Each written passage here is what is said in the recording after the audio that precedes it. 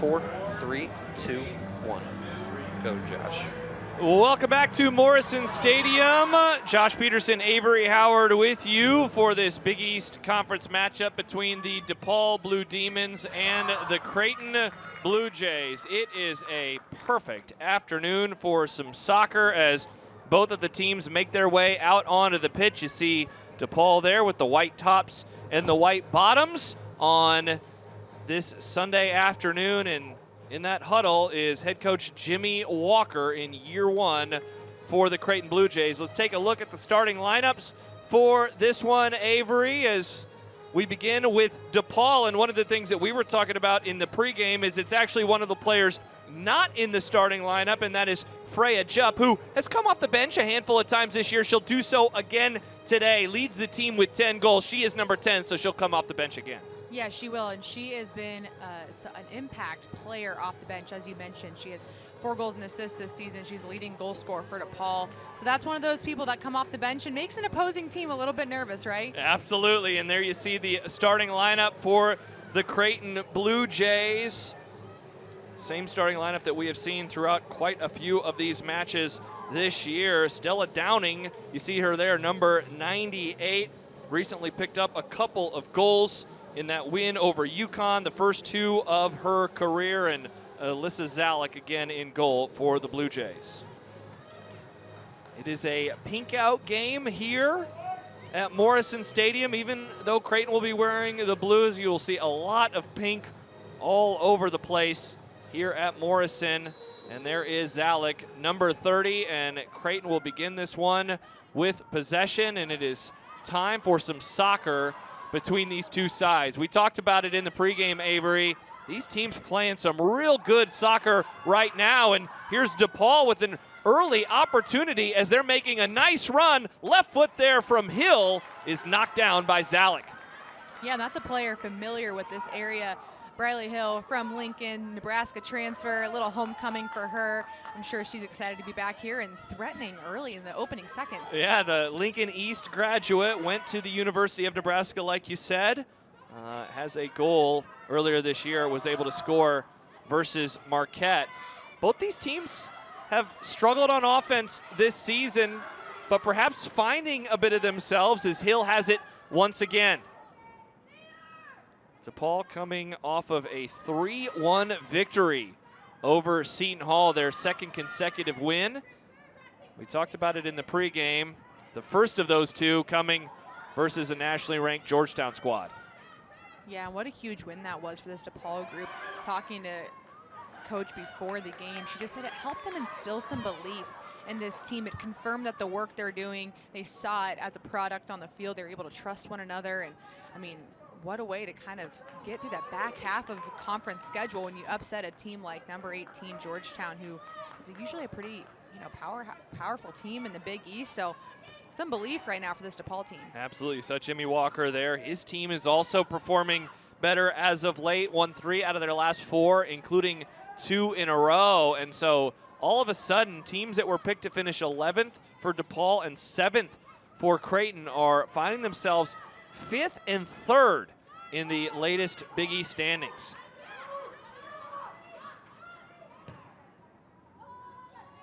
Creighton without a run so far, but perhaps here's an opportunity. Radke trying to get the ball to Downing. Good defense played, and it will get sent away by Jen Devana.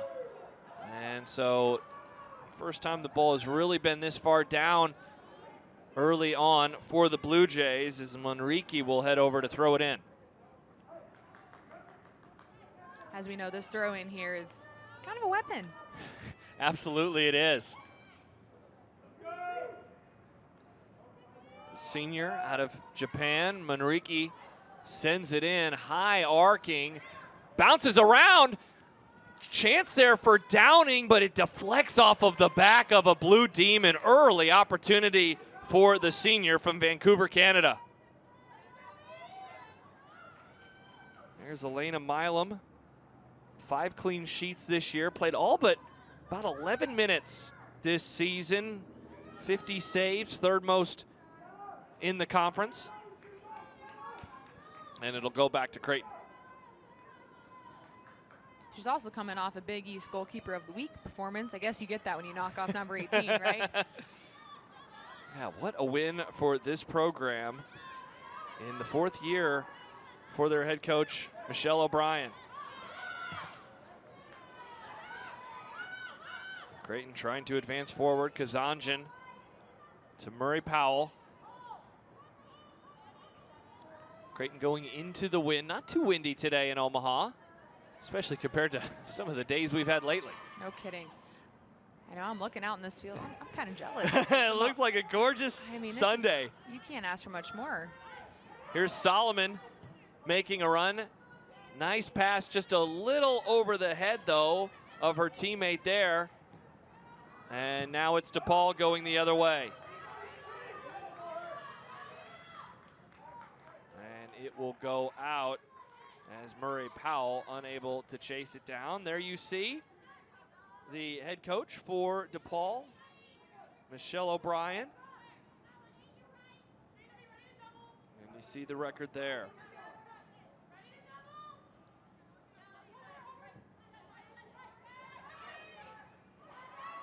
Nice job fighting by Mundiri. And she's able to get to it. And that will get deflected out by Grace Menser, a player that Michelle O'Brien described before the broadcast, Avery, as tough, one of those tough players that they have this year. Yeah, she did. She said she's one of those motivated players. She does a lot of the dirty work for them. You always got to have some of those on the team, right? Mm-hmm. Yeah, they have a few players, it seems, that Coach O'Brien believes are of that caliber. Here comes another throw-in. Another high arcer. Headed away. Creighton, will they get a chance? No. Downing unable to get a foot on it. What a save by Milam. And it's ultimately cleared. Wow. Helena Milam gets in the air and is able to deflect it with the left paw. Yeah, an incredible save there, but if you're Creighton here, you've got to be a little bit more pleased with how much pressure they're putting on early. Getting second chances in the box. If you're Creighton, you're thinking, okay, one of these has got to go. If we keep putting pressure on the box here early in a game, that can be defeating for an opponent. That was Laura Kazanjian who sends it in. What a job by Milam to make the save. Creighton wanted a handball. They don't get it. And now it's DePaul going the other way before Creighton's able to take it. That's Azumi Manriki. And now DePaul has it again. We've said the name of Riley Hill quite a bit so far, from Lincoln, Nebraska, just an hour away, and now Savannah Solomon and the Blue Jays have it going the opposite way. Kazanjian just got that left foot on it, sends it up to Downing. Stella Downing, good defense, trying to pass it through and just unable to get it to Clara Kulik. Something that I saw right before DePaul kind of broke out of it, it looked like Creighton was going to keep the ball in their own half there, but that's going to be so crucial for Creighton today, for both teams essentially, because they're matched up perfectly, 3-5-2, which means everyone's got a man. You are directly on someone, right? So for Creighton to get those second balls back in their own half and recycle chances again is going to be really huge for them. They're going to try and apply a lot of pressure here. Reminder, they're on a week's rest. They're on a week's rest. DePaul is not. Yeah, nice to get an off week so late in the season. Has to feel great for the legs. Here's Murray Powell to Maddie Radke. And Downing unable to corral it. There's a couple of players from the Blue Demons around her. She's ultimately able to get it back.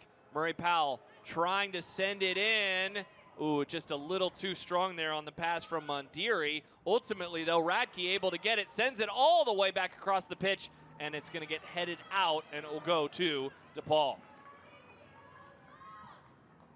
There's Jimmy Walker. First season for him as the head coach of Creighton, 6-5-1. One of the things that we talked about with him earlier this week, Avery, was where you're at in terms of being ahead of schedule, behind schedule, on schedule. I think he's really pleased with where his program is at towards the end of year one. Yeah, I remember him mentioning to you, you kind of have to assess where you think you'll be realistically ahead of a season, your first season. You got some transfers, some girls that decide to stay and stick around, and trying to figure out the feel of your roster and, okay, what is a realistic outcome for us this season. He said, I think this is a spot that we thought we would be in. So as you mentioned, pleased. I mean, they're sitting in third right now in the Big East, and they have some big goals this year. So these next few games are really important for them, and he'll be the first one to tell you that too. Absolutely, and for a program that I think has struggled to get better as the season has gone along, he has to feel really good about that in year one. Here's a chance now for the Blue Demons. First time that they have had the ball this deep since the first minute or so. Skylar Reese sends it in and easily scooped up by Zalek. Alyssa Zalek, 5 clean sheets so far this year. She's played every single minute for the Blue Jays. Really kind of similar production for both her and Elena Milam on the other side of the pitch in terms of numbers and where they rank in the conference. Here's Mandiri now with a couple of Blue Demons in front of her. Downing was there, just a little too much mustard on that pass. A few times now you've seen Coach Walker's expression after Mondiri's had the ball in the box. She does all the hard work to get up there and get the ball where she wants it. She uses her body so well. It's just those final touches. I think sometimes having some awareness in the box of just realizing, oh, all I got to do is turn and beat one player. Oh, I can just lay this off and maybe back off my player a little bit more. She's cleared it out of the box. I think Coach Walker's like, hey, turn, you know, or hey, get up and figure out where you are in the box. You might be a little bit closer than you think you are. I know that's easier said than done out there, but she does so many of the little things right. It's just the cherry on top. Sometimes that can be the hard part. Absolutely. Here's Creighton now with another run. Kazanjian has it as she's going to get it back quickly. Kazanjian, 3 Blue Demons in front of her, sends it all the way in. Downing, and a nice idea there, but ultimately nothing doing. 10 minutes gone here in Omaha. As you guys see Stella Downing on the screen there, she's such a fun player to watch. I've talked about her in previous broadcasts. Her motor never stops. She's so fun to just watch her go, go, go. I mean, any ball that you think is out of bounds probably isn't out of bounds if Stella Downing is chasing it. And it was cool to hear Coach Walker talk about her in that UConn game and just how she kind of helped this team get over that hump a little bit. As I mentioned in the open, they said they were kind of sick and tired of being like, hey, we're really close. Like, we don't want to be close anymore. And she was the big piece of that, having those 2 goals. So always fun to watch a hardworking player get rewarded like that. Here's Mondiri, offside called, and it will go back to DePaul. But putting a bow on the Stella Downing conversation, began her career at a couple other stops before Creighton, Ole Miss, Memphis. Hadn't scored until she got here to Omaha and recently put together 2 goals in the net versus the UConn Huskies in just a real nice win for Creighton over UConn. And Creighton gets it back quickly. There is number 98 chasing it down, Stella Downing.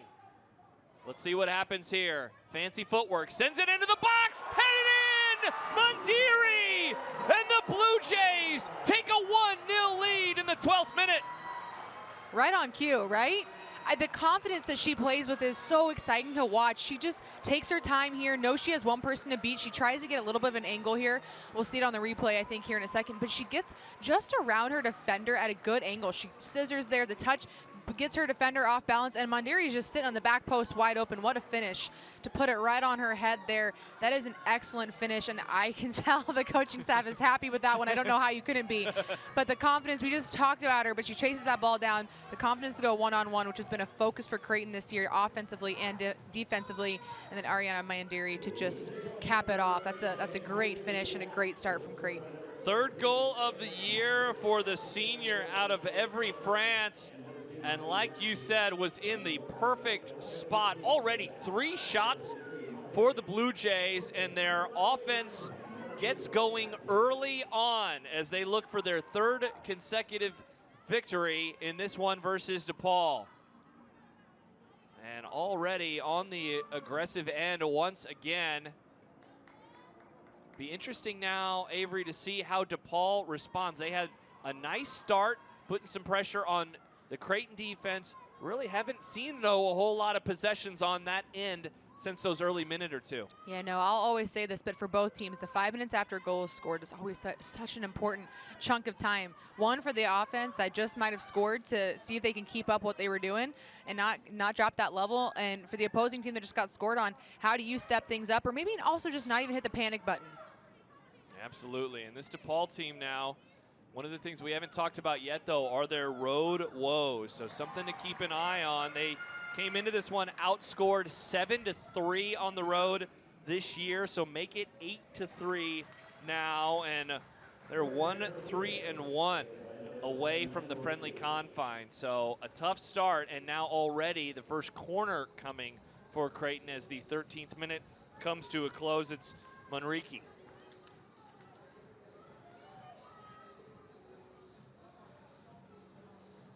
Azumi Manrique. One more adjustment. And you can see not a whole lot of wind in that flag next to her as she gets ready to send it in.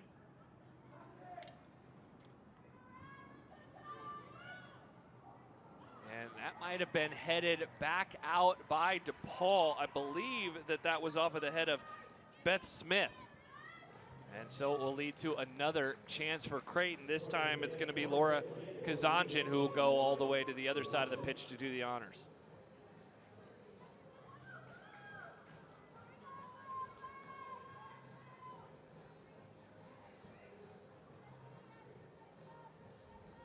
Creighton trying to apply some early pressure here in this one.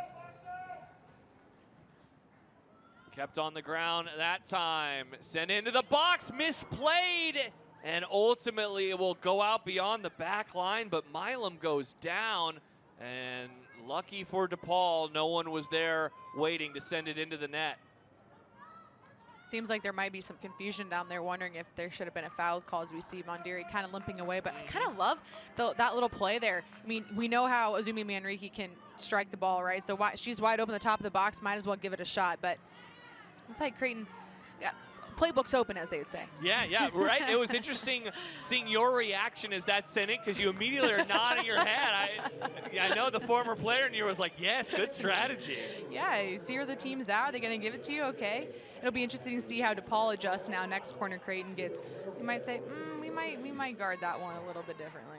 Devonna throws it in for DePaul as they're just trying to get something going right now for this offense. One shot for the Blue Demons versus already 4 for the Blue Jays. Will Downey make it a 5th? Knocked away.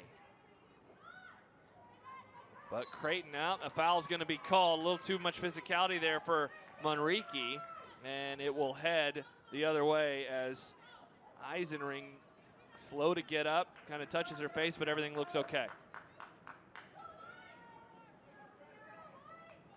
We're still within that 5-minute window, Avery, that you talked about a moment ago, but it seems like Creighton has done a real good job since getting that goal, and DePaul's still trying to find itself out there.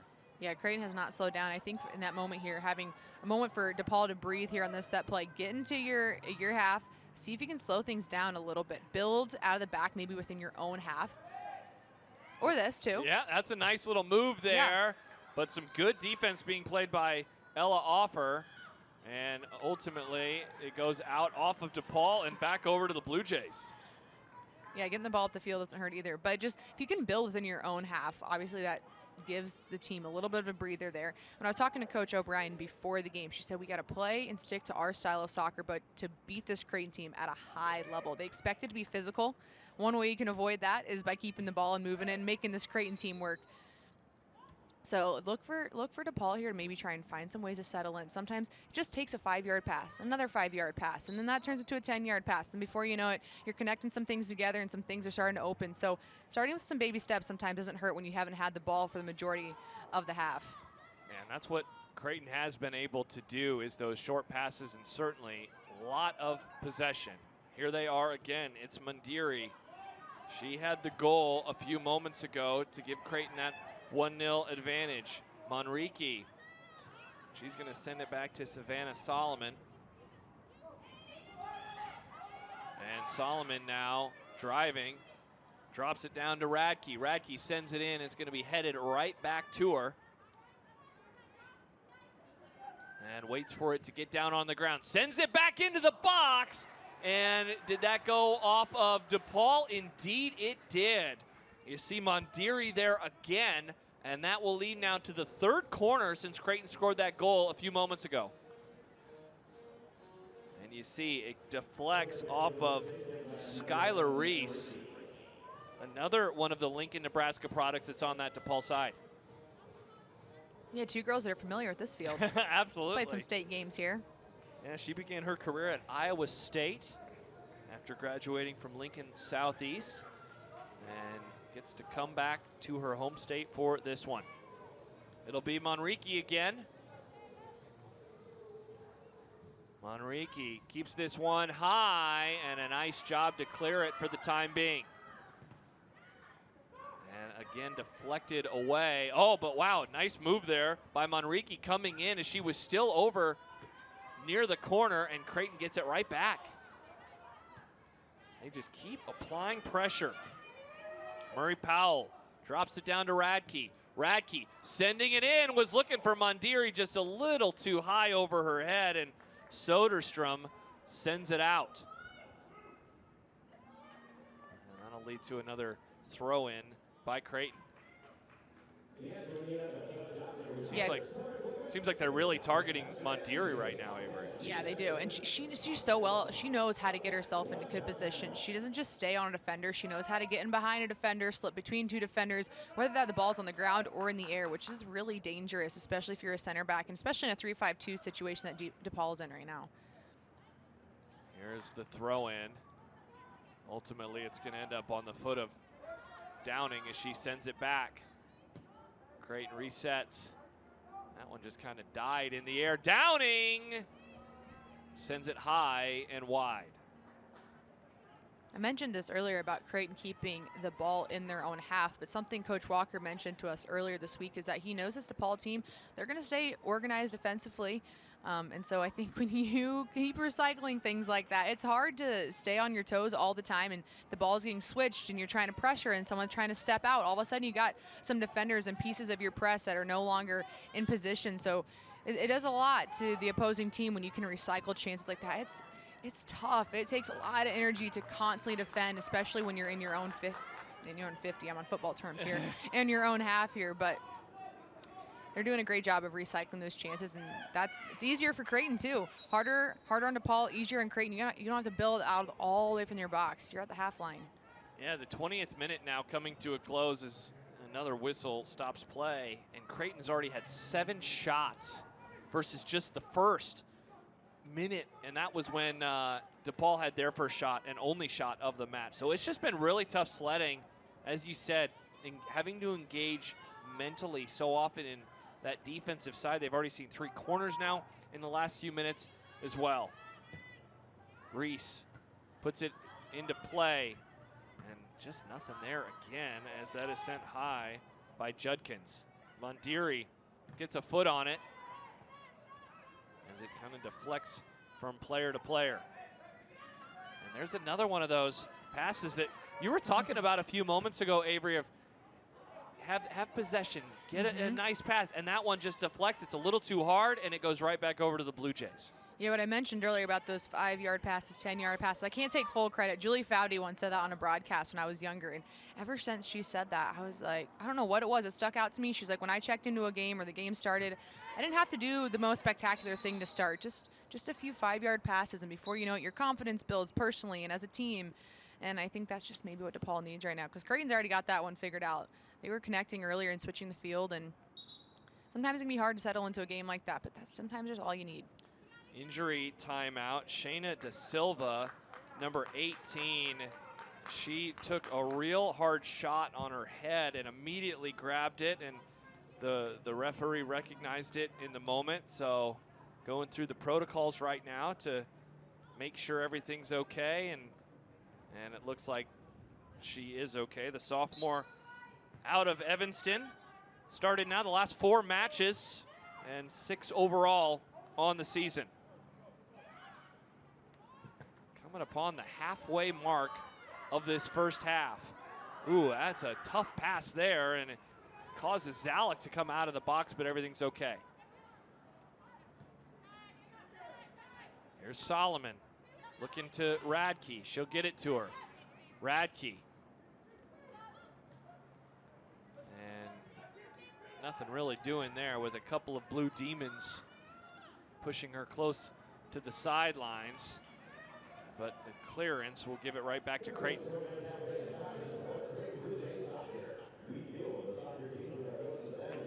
Wind is picked up just a little bit, coming in from the south, which is the direction that the Blue Jays are moving in right now. So we'll see if that has any effect on the end of this first half before the two teams switch sides.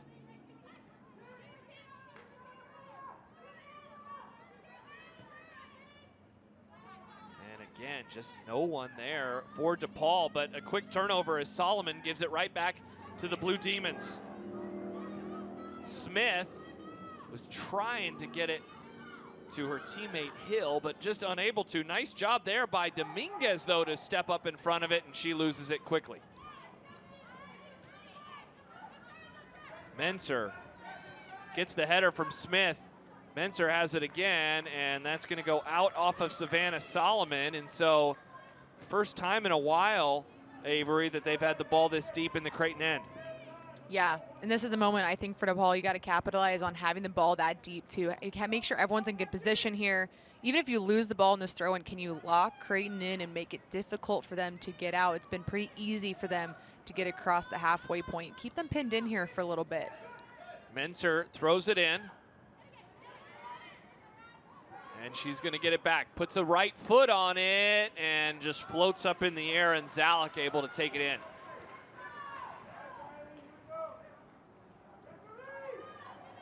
Alyssa Zalek, 4 saves per match, second most in Big East play this year for the freshman.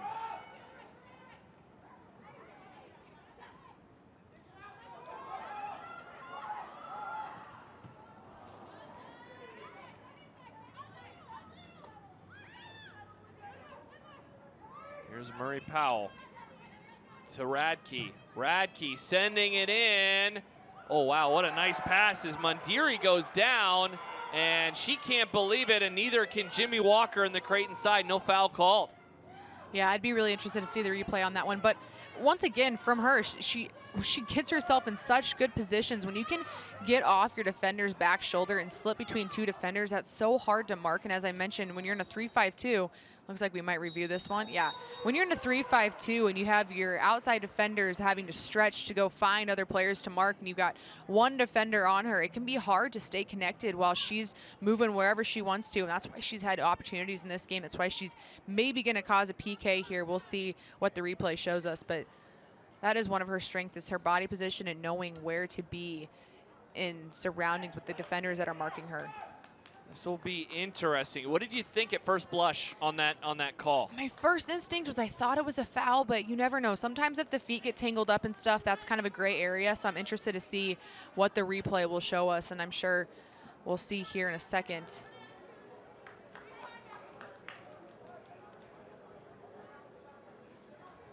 So that's obviously midfield, so not where it happened. Mondiri took a hard crash down, and I mean, the reaction certainly from the Creighton side was that was obviously a foul. Yeah, the immediate reaction from everyone down there was pretty hey, immediate, right? We want a penalty kick. Yeah. That was their reaction. Yeah.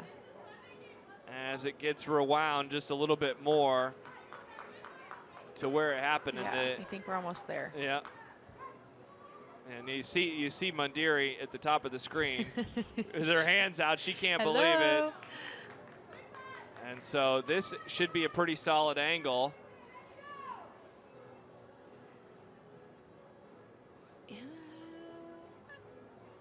It's tough. That's a tough call. It's a tough call. It looks like, I don't think have we gotten confirmation? I don't think we have. Both teams are back in the field. I don't know. It's tough here because I don't know. It almost looks maybe like she plays through her a little bit. Yeah, that's. However, I'm curious if they're calling Are they calling Mondiri? Are they going to see if she was offsides in this situation as well? I also don't know. So that's Skylar Reese, number 16 there, and here comes the official. Yeah.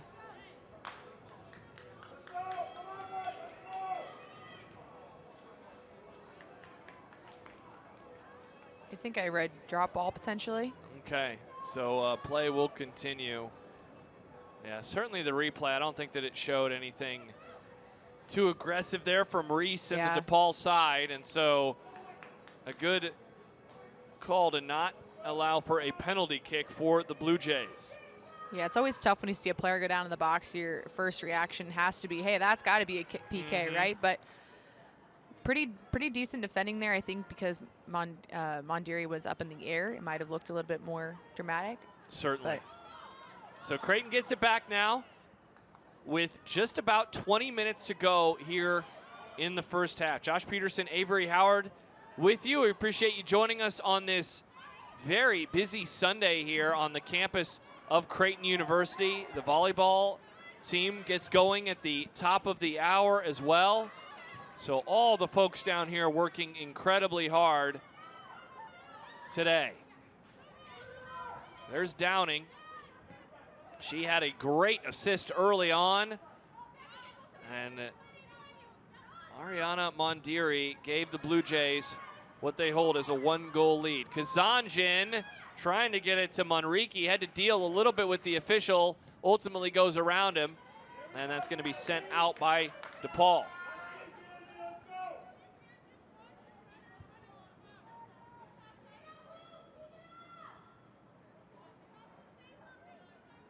DePaul done a real nice job since that goal in not allowing anything else to happen. They've had to defend a lot. And that goal happened all the way back in the 12th minute. And so we'll see how they defend here. Downing racing in, showing the speed, trying to split through a couple defenders. Sends it over to Murray Powell. Murray Powell over to Radke now. Radke sends it in. Mondiri jumped a little too early, but Murray Powell there, and it's taken away by DePaul. Creighton gets it back quickly. Kazanjian to Murray Powell. Back to Kazanjian. And things slow down just a bit for Creighton. Downing unable to get a header on that one. Here's Radke again.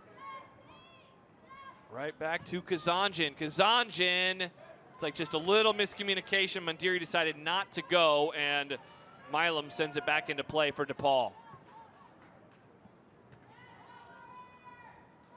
What's dangerous about Creighton keeping them pinned in is because they're able to build and get the ball right back out to their outside backs, their wingers.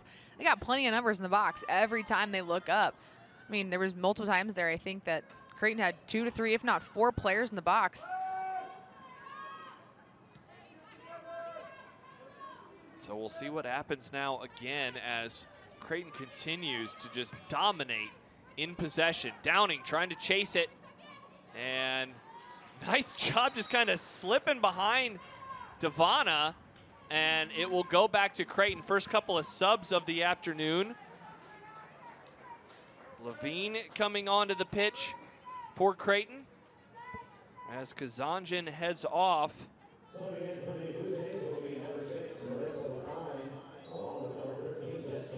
And it's Jess Torres. So Jess Torres and Marissa Levine come onto the pitch for the first time this afternoon. Here's Murray Powell, left foot, taken in by Milam.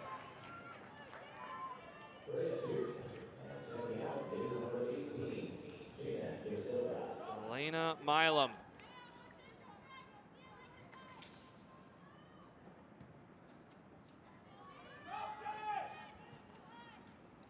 And a header there missed by Manrique, but she's still able to get it. Wow, nice move by Downing. She goes to the ground. Murray Powell has it again. Downing a little slow to get up. Looks like she's okay, though. Here's Torres. Just came onto the pitch for the first time.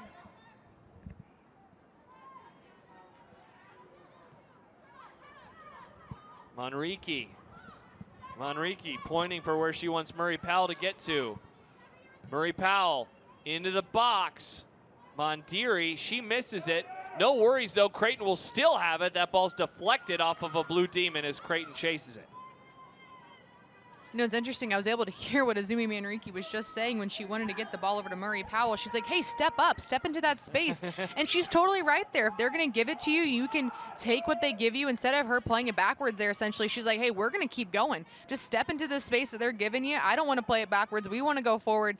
That's right there. And I'm sure they'll adjust here in a second, but sometimes I think we get comfortable as soccer players feeling we have to guard some space and make sure we're in the right position, especially when you're in a defensive position like they are in the center mid. But sometimes if they're going to give it to you, might as well take it. Absolutely. There was a lot of space in front of her as that one is sent past midfield. Bradley Hill was trying to chase it down. She was super active early in this one, Avery. She has that lone shot so far today for DePaul, all the way back in the first minute. Here's Creighton now the other way, trying to corral it is Downing. Stella Downing, nice move.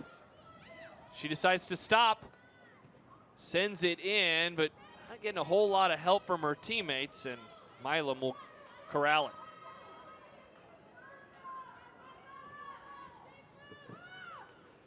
Elena Milam, graduate senior, puts it back in play. Gone by the half-hour mark now in Omaha. 14 and a half left in half number 1. Here's Manrique. And Creighton, once again, look at all of that space in front of them. Sent in, and Milam has to get on the ground. Mondiri was right in front of her as well. Yeah, that ball bounced. Mondiri was there. She was ready. Yeah, nice job by Milam. As we take a look at the replay, if she isn't able to lock that down, and look, it left her hand just for a moment, but if that would have deflected, it might be the second goal of the day for Mondiri. Instead, it's another turnover and a couple of more subs coming in. Anya Jastrovic enters for the first time today, as does Anna Bragg. The Omaha Marion product from right here in town. Jastrovic, this is her 12th appearance of the year. All appearances off the bench after making 4 starts last year, but 2 goals this season. So someone to watch. And there she is, number 10, the sophomore out of Serbia. Yeah, it's kind of been scoring by committee for Creighton this year. Not one person has really taken over, but that also does make it tough on an opposing team, knowing that multiple players out there can knock one in, whether they're a starter or they're coming off the bench and making an impact. Yeah, you look at conference play, 4 Blue Jays have scored, and then you look beyond conference play, and that number climbs up to 9. Yeah. A lot of options out there. Torres, she's still looking for her first career point, and she battles with Dominguez, and that will get sent out. And so nice job there by Torres coming onto the pitch recently, and it will lead to the 4th corner of the first half for Creighton. That was a hard-earned corner kick right there. A little physical battle going on. She won that battle and kept working her way down the line. Oh, interesting. They'll actually award a free kick instead. So, I mean, basically a corner. A few yards is helpful, I guess. Uh-huh. Sent in too high from Levine. And DePaul clears it for the time being with 12 minutes to go in the first half. Like you said, though, that was certainly hard earned from Creighton. Another sub about to come onto the field. It will be Mia Veldman. First time we've seen her today for DePaul. Playing about 40 minutes per match off the bench. The freshman out of South Bend, Indiana. And that will be the first substitution.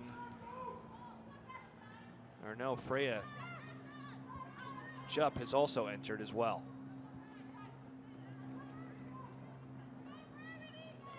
Jupp leads DePaul in scoring. Number 10, the junior, has 4 goals. So we'll see if she can make an impact as well as this first half comes to a close. Caitlin Jamie sends that one out near midfield.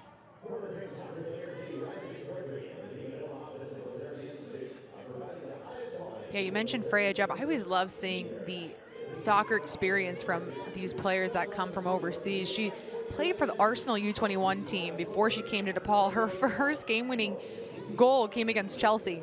Like, how many girls That's awesome. on their team or any team that she plays can say that, right? Like, how cool is that?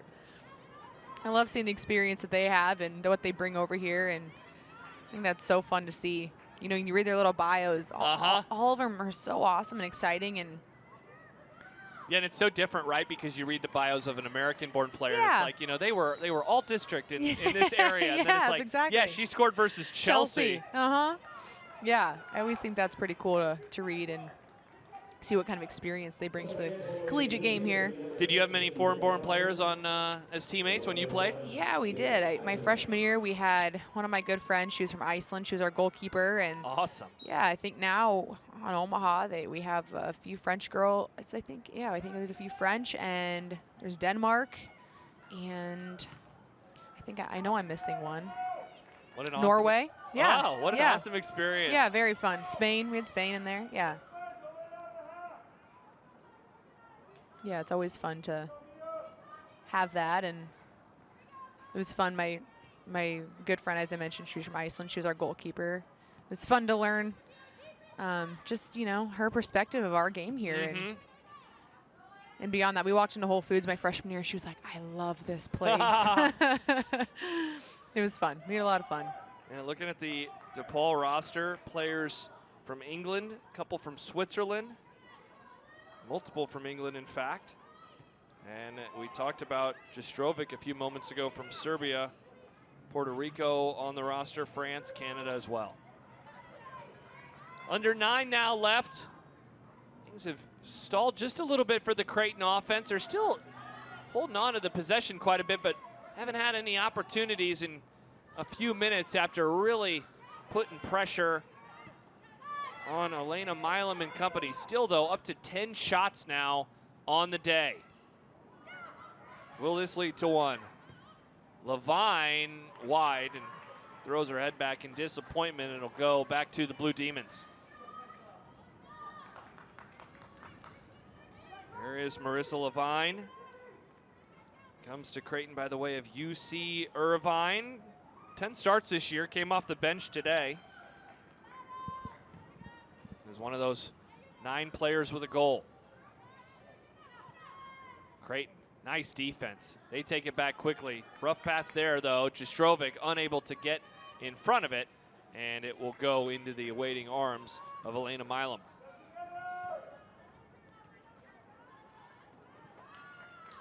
One is headed out by Creighton. And can this lead to something for Michelle O'Brien and her side? Another substitution. Tessa Fagerson comes in, the sophomore. First time that we have seen her today. And Briley Hill, who has the only shot attempt for DePaul, heads over to the bench. She was real active early, but Creighton's done a good job of taking her and really the rest of the offense away. Yeah, she was working hard up there, but sometimes that's not always the most fun work when you're just chasing balls all the time. Alyssa Zalek puts it back in play. 7 minutes and 2 seconds to go in this first half.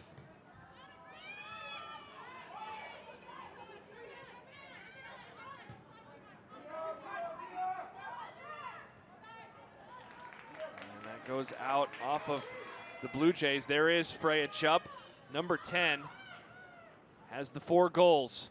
We'll see if she can make an impact. Fagerson goes down, no foul called though, and Creighton moving it the other way. Here's Jastrovic. Jastrovic, nice job turning and passing, trying to get it to Bragg.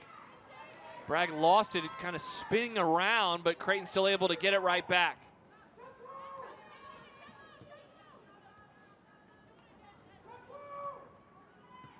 Manrique.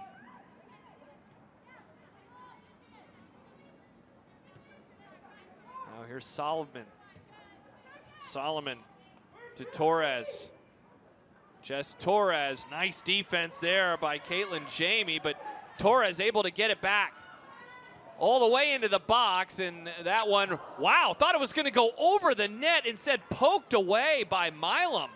Whew, dangerous moment there. I wonder if the wind got a hold of that as it was in the air. Yeah, the wind or the shadows, I can't tell, because even I thought this was over the net, and seems like Milam maybe did too, unless it just kind of died, didn't it? It just kind of died in the air.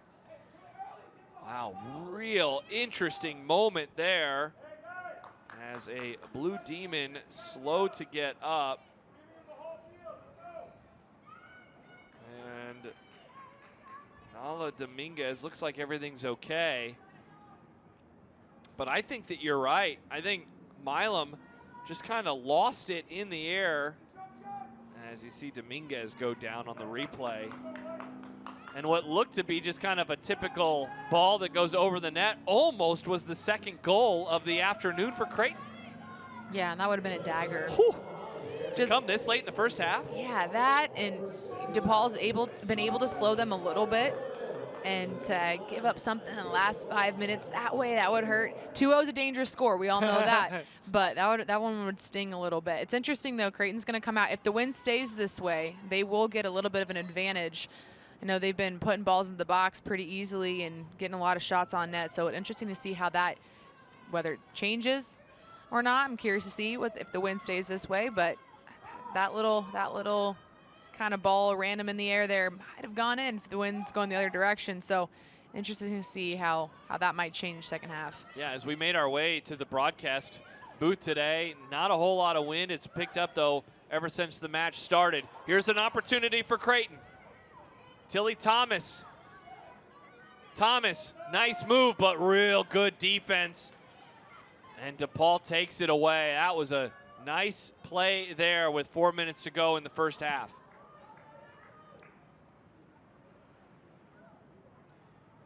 Goes out off of DePaul though, so Creighton will still have it. As Thomas making her 12th appearance of the year. Torres. Murray Powell, she drops it back to Judkins. 3.5 to go. Jastrovic came up just a little too far. Levine trying to get to it as Manrique is there as well. Murray Powell sends it into the middle. Jastrovic, nice job getting it back. Jastrovic with the right foot, and there awaiting it was Elena Milam. Good job by her, keeping an eye on the ball. As we take a look at the replay here, what did you see, Avery? Yeah, nice little sequence there. I also think nice touch from Jastrovic to know that she has, even if you have a ball of space, is what my club coach used to say. If you have a ball of space, which is the width of the soccer ball, you have enough to take a touch and get your head up and take a shot, and she did there. Hard foul there by Manrique. Yeah, she had the awareness to know that she was right inside the box, take a touch. I think she was in the D of the box, actually. Take a touch and know, I got time to get my head up real fast. Here's that foul here, but previously a nice little sequence from Creighton. Watch out here, DePaul is good on set pieces. It's something Coach Walker mentioned to us this week. If you're Creighton, you don't want to give up anything silly about to close out half. It'll be Dominguez, the junior out of Evanston, Illinois. Began her college career with Chicago State. The clock is still ticking right now with 2 minutes to go. Dominguez, right foot, sends it in. Does have the wind at their back, and Creighton clears it for the moment. Back into the box it goes. Nice turn, opportunity, the ball's into the net. Beth Smith levels this one in the 44th minute, and it's 1-1 in Omaha. Came off a set piece, they recycle the ball. We'll see it here again. A nice little touch in the box. All she had to do was slip it in. She does the easy part. Nice and easy, back post. All came off that set piece opportunity though. We're able to get their one chance in their half, and they capitalized. They knew they hadn't been able to get a whole lot of them, and they took advantage. Smith's second goal on the year. And how about this, Avery? 2 shots in the first half, for DePaul, won all the way back in the first minute. This one with a minute 45 left, and it's 1-1. You mentioned a few moments ago, if that goal would have scored for Creighton, just what it could have meant mentally for this match. You can now say the same thing for that DePaul goal. What a opportunity for Beth Smith to level this one. Yeah, that feels pretty defeating for Creighton to have the kind of half that they have been, where they've been keeping things in their half and controlling it and having it their way. That is the tough part sometimes. You keep it at 1-0, silly things like that in soccer can happen. I'm sure it's in the definition somewhere of soccer. Unfair. No, I'm kidding, because DePaul worked hard for that one, and that part just there, when they got that free kick, they capitalized. And when you get a ball and you get the ball in the box, you have an opportunity, you can take advantage. That's all they had to do. Yeah, I think one of the coolest parts about soccer is that you can watch a first half and your eyes are telling you one thing. Yeah. The stat sheet is going to tell you one thing. But in the end, it's just about the goals. And so it doesn't matter that Creighton has 13 shots versus 2. Mm-hmm. The scoreboard is 1-1 with 30 seconds left in the first half. What a play by DePaul and Beth Smith, the graduate senior, to make this one 1-1 with a whole half of soccer to be played. Here's Torres now. Creighton trying to get a late goal over the head of Jastrovic. They're going to have a chance. Nice aggressive keeping there by Elena Milam. Good job to get on the ground, and that is how the first half will come to an end. She just sends it over to the Creighton bench, and it is 1-1 after 45 minutes.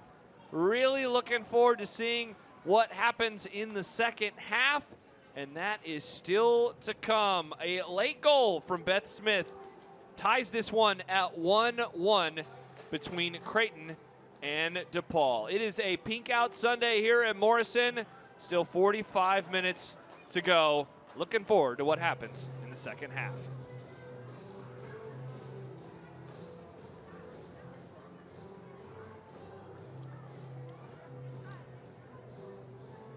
Here it comes. Here it comes.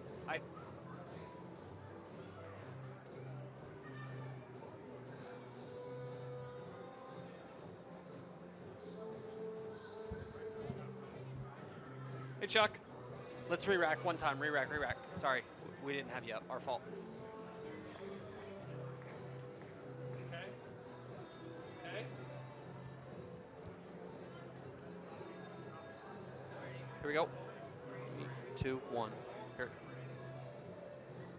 Okay, sounds great. Okay, perfect. All right, bye-bye. All right. So the plan is, this is 3 minutes right now. We'll come back. We'll do upcoming schedule and conference standings before today. Then we'll break again. We'll come back and we'll do highlights. Then we'll break again, and then it's game time.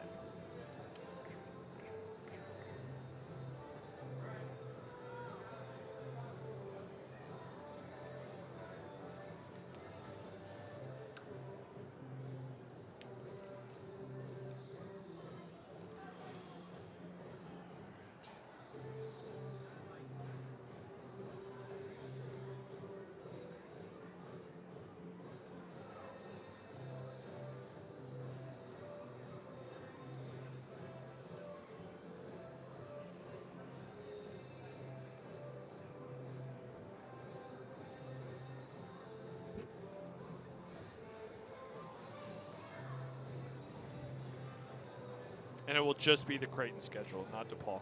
Okay.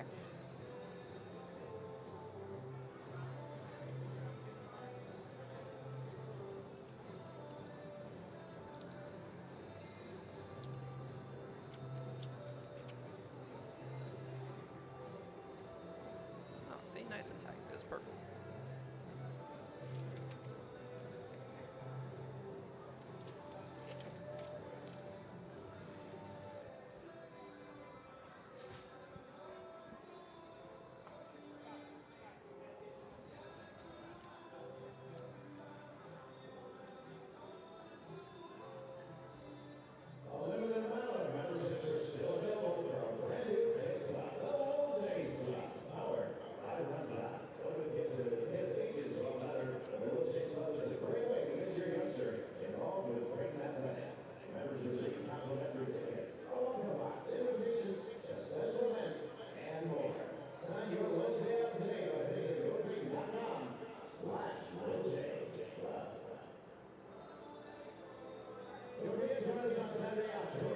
See Creighton's schedule there as upcoming versus Seton Hall on the road.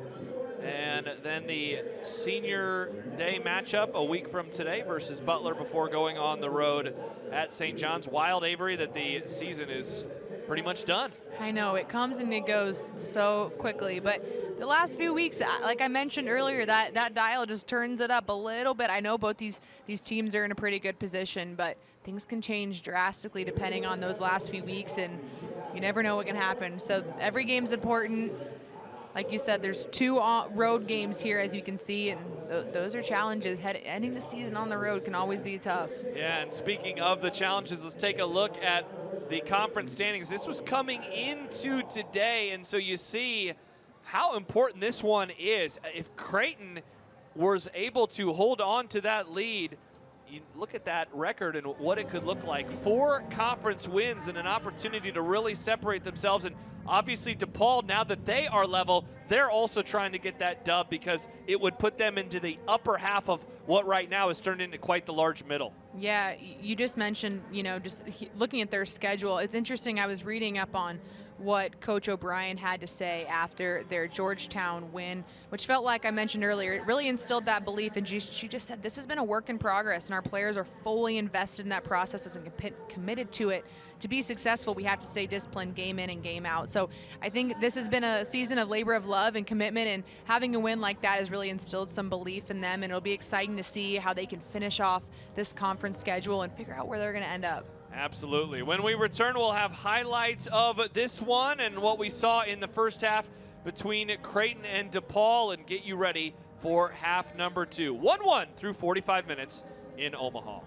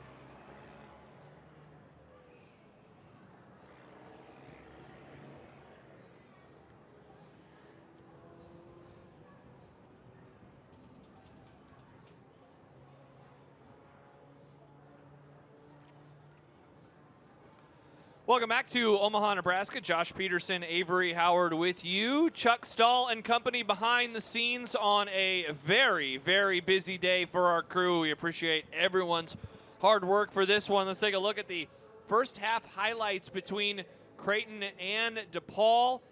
And that was for 42 minutes, the only shot that DePaul had. And after that, Avery, it was a lot of Creighton, and that led to the goal there from Ariana Mondieri. It was, and what a cross that was.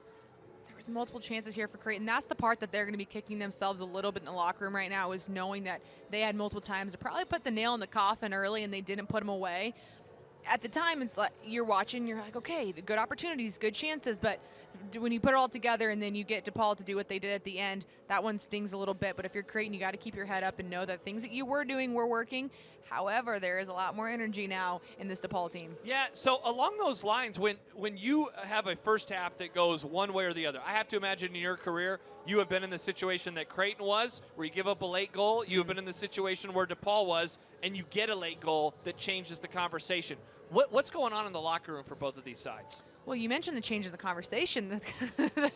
Being on the DePaul side in the locker room is usually a lot more exciting to hear than probably what Creighton's is. However, like I mentioned right before this, though, there's a lot of things that Creighton was doing that was working, and you can't get away from that. You don't need to scratch the whole game plan and hit the panic button. Maybe it's a little bit of a gut check saying, hey, we know that can't happen. We got to hold ourselves to that standard and know that we can't allow things like that late in the half. However, on DePaul's end of things, hey, you got to know, hey, we might have had that chance, but there are a lot of things that we've got to clean up earlier in the half to give us more opportunities like that. So let's say Creighton goes up 2-1. We're not fighting, tooth and nail in the last 30 seconds just to get this thing into a tie. Let's get from the front foot as we get out there. Let's do some of the things we were doing at the end to give us those chances. So it's a little equal on both, if I'm being honest with you. Yeah, and given that what we saw in the first half, Creighton with 13 shots versus the 2 for DePaul. One of them obviously goes into the net for both sides. Very curious to see what happens in the early portion of this second half, given that most of the first half was played in a very specific way, and that was with a lot of possession for the Blue Jays. Only at the very end did things get a little bit different. So what kind of adjustments are we looking at for these teams, and what is it going to mean, especially for the early portion of half number 2? Yeah, well, it's interesting when you look at these numbers. 68% possession total for Creighton, 32% for DePaul. So there's a lot of those things that I just mentioned that you don't have to scratch it. Like those second chance opportunities, the defending that the forwards of Creighton were doing to get the ball back and recycle things, those were important. Keep doing those things. If you're DePaul, things I mentioned before, calm down, get the ball on your foot, move it a little bit, make Creighton do some defending. They haven't played a game in a week. Get them tired. Creighton did a good job making sure DePaul was running all over this field early. Maybe flip the script if you're DePaul and say, hey, Creighton, it's your turn to defend. We need a breather. Put them under some pressure. And I think, too, when you watch DePaul, they were having to clear the ball a lot just to play it safe, and that puts a lot of work on your forwards. They're tired. Everyone doesn't really get the chance to get organized, but that's a credit to Creighton's pressure and making sure that they're winning those balls back the minute that they lose them. So I think there's some tweaks for both teams, but if you're DePaul, get some confidence underneath you, move the ball. If you're Creighton, don't feel like you got to scratch everything. Keep doing some of those things that were working. You mentioned it, 68% possession for Creighton versus just 32 for DePaul. One shot in the first minute for DePaul, one shot in the 44th minute for DePaul, but the second one went in, and this one is leveled at 1-1. When we return, we will be ready for half number 2 between the Blue Demons and the Blue Jays, as both of these teams sitting higher in the Big East table than was expected of them coming in.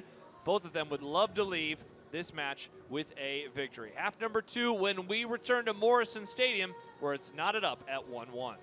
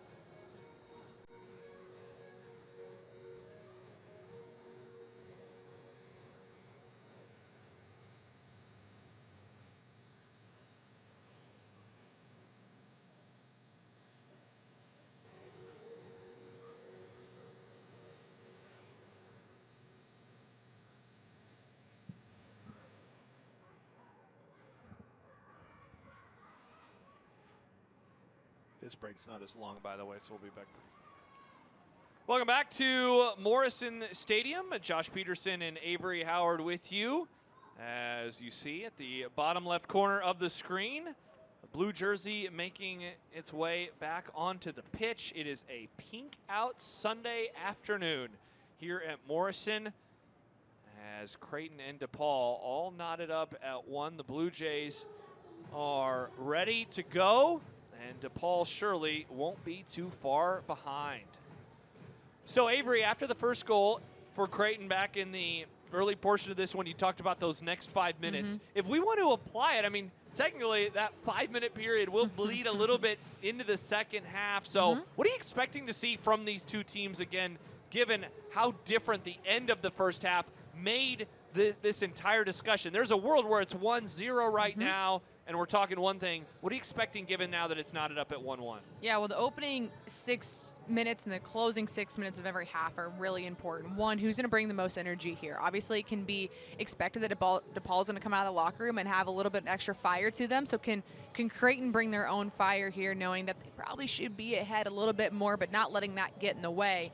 If you're DePaul here, having that fire, having that energy, that second half, end of the first half, bleeding into that second half, as you mentioned. So I'm interested to see what kind of adjustments, if either, make any formation adjustments at all. Also for Creighton, because I think so many things were working for them in the formation that they were lined up in that 3-5-2, that was exactly matched up to DePaul. Can they find ways to continue to utilize that width, which really makes those DePaul outside wingers, outside midfielders, even their center midfielders get out there and cover and just cover a ton of ground, which is a lot of work. So a lot of things I think Creighton was doing well. Stick to it. Then DePaul, can they just do some of the little things correctly and make Creighton work a little bit harder? You saw a moment ago Elena Milam, the keeper for DePaul. She saw a lot of shots, 13 in the first half for the Blue Jays. And there is Alyssa Zalek. She really didn't see a whole lot of anything, but they got one by her in the 44th minute. Beth Smith gets the goal and knots this one up at 1-1. Creighton 3 corner kicks in the first half as well versus 0 for DePaul. And Milam was able to save it 6 times.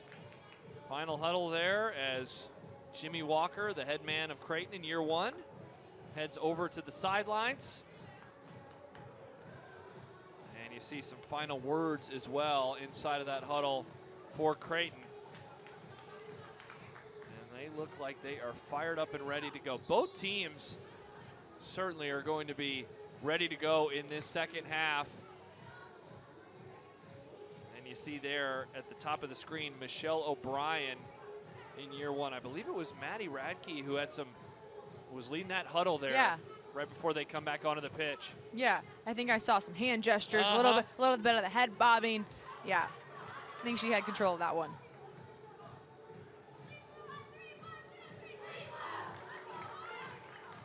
And so here we go, half number 2. Josh Peterson, Avery Howard with you, our entire crew here at Morrison. Stella Downing, number 98, had the first assist of the season for her on that goal from Mondiri, which was her 3rd, got by Elena Milam. And DePaul was able to level it late in the first half. And so an intriguing second half about to get going. Creighton 3-3 in conference, DePaul 2-1-3. So Creighton, no draws yet in conference. Meanwhile, DePaul, though, 3 of them this season. What will happen in the final 45? We find out right now.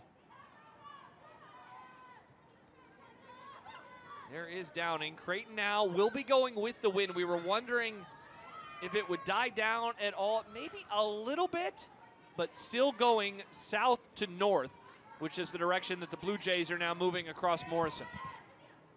And that seemed to play a part late in the first half for both sides. So we'll see how it affects them here. An early turnover from Ella Offer.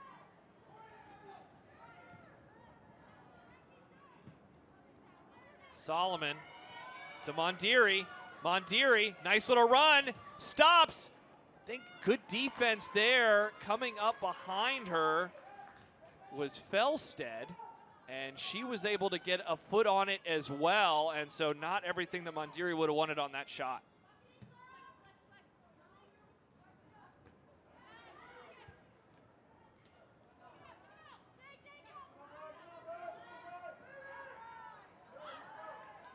And that one will go out off of the Blue Jays. And very quickly turns over.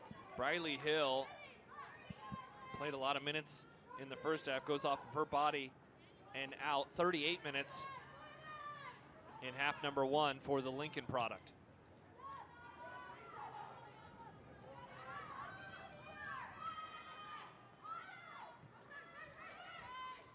Here's Manrique, nice pass to Kazanjian. Mondiri, ooh, just a little too far in front of Stella Downing. That could have been a real nice possession there, but just too much on the pass from Mondiri.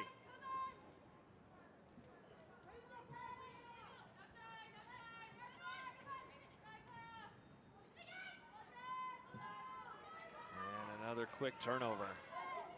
So really, Avery, I mean, kind of similar start to the second half that we saw throughout the majority of the first half. Yeah, feels like Creighton has the first step here. They're going to keep working their way down the line. You know, something that's interesting is I think Creighton had a lot of success in the first half when they're able to use some of those veteran players, the Ariana Mandiris, the Azumi Manrique, Stella Downing. That little trio there was kind of the motor, it seems like. I would look, if I'm Creighton, to try and find their feet, connect through Manrique a lot. As that pass then goes pretty high, deflects around though. Mondiri gets the right foot on it again. The second goal of the afternoon for Ariana Mondiri, and Creighton goes back up 2-1 in the 48th minute. If you put a bouncing ball in the box, that is an opportunity to finish, and Creighton jumps on it early. Second goal of the day, she takes advantage of it. Can't have a ball bouncing around in the 6-yard box. But that many blue jerseys in there, they're gonna capitalize, and that is the kind of start you could have dreamed of if you were Creighton. Get the ball down the field and put the ball in the back of the net early. Get things started the way you did in the first half. Already 3 shots in half number 2 for Creighton. And as you mentioned, the ball just bouncing and bouncing, and there were too many blue shirts around for DePaul's liking. Mondiri and Kulik were right there. Mondiri puts the right foot on it and adds now to this match, and her 4th goal on the year and 2nd of this one. And so again now, let's see what happens in these next few minutes. All of that fight, all of that work by DePaul, kind of like, in a way, Avery, we spent so much time talking about all that work by Creighton, only up 1-0, and then suddenly it's 1-1. It's like, wow, you dominated the second half. Well, now on the flip side, you could say all that work by DePaul, and then immediately in half number 2, it's 2-1. Mondiri trying to add to it. That's a nice pass, drops it back to Kazanjian. Kazanjian over to Kulik. Kulik, left foot, deflects right back to her. Kulik, she has Offer behind her. She gets it to Ella Offer. Offer over to Manrique. And Manrique sends it back to Alyssa Judkins, and things slow down just a little bit for this DePaul defense.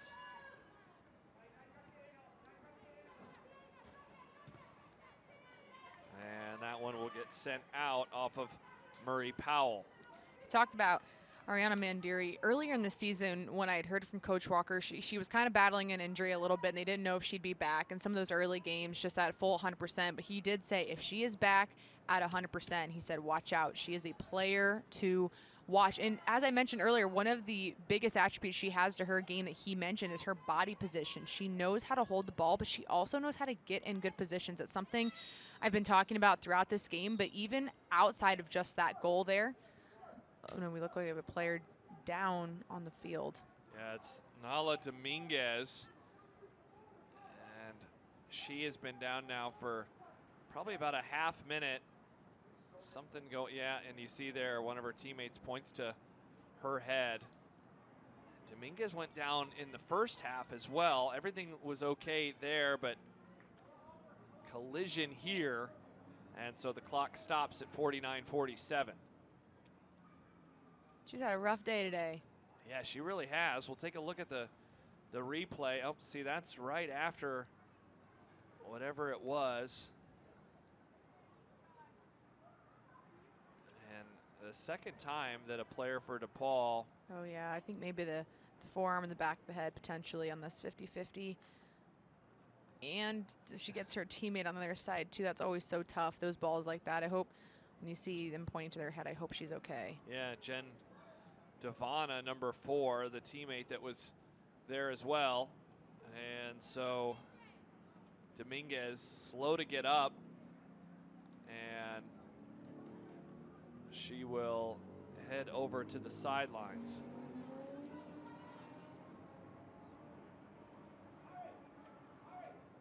And it looks like they'll have her exit on the far end of the pitch. Mia Veldman is going to come back on in her stead. And you wonder then, Avery, if that means she's headed to the locker room. And so we'll see. Keep an eye on her. Yeah, I have a feeling they'll probably walk this way. They might do a little bit of testing, and hopefully that all comes out okay. But head injuries in this game are always tough. Ball back in play now.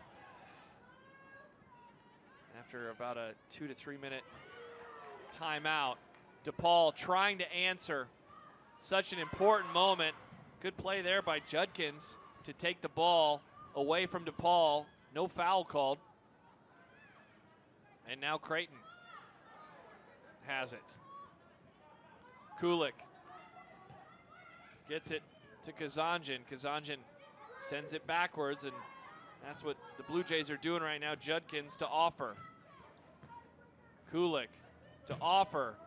Nice tight defense though. Eisenring sends it away. Eisenring gets it back off of the deflection of offer. Can DePaul do something with it? Here's Jupp. She came off the bench but starts the second half. Wow, that's a nice slide there by Offer. And eventually it will lead to the first corner of the day for the Blue Demons.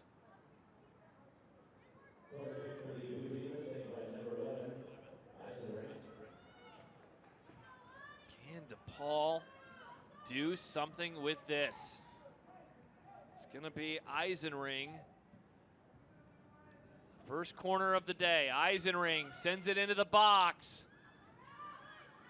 And Judkins trying to clear it. Eisenring is going to have it again. Eisenring, right foot, goes out beyond the end line, and it'll be Creighton ball. Oh no, it looks like they're saying it deflected off of the Blue Jays. Interesting. How interesting. I'm curious to see what they saw there. Yeah, I didn't see that at all, and so that'll lead to the second corner in as many minutes for the Blue Demons. Eisenring, right foot again. And nice job there by Judkins. Cleared it for the time being, but immediately right back into the box. And that one is sent away by the Jays. Must have deflected off of a Blue Jay, but certainly looked like it just kind of went right behind him. I guess so. I don't feel like I saw a deflection in the way the ball moved afterwards, and it seemed like the many blue jerseys that watched it out probably would have disagree, but they get it out, and I guess that's all that matters for them in that moment there, to get the ball out of their box. Nice job there by Radke to get her body in front of it. Sent into the box again, but 3 or 4 blue shirts down there and cleared by Offer. So it'll be interesting now, Avery, to see if Creighton is just willing to sit back a little bit, play some defense, or if that's just what this part of the match has kind of caused them to do. Downing, so quick, nice work. Mondiri is off to her right.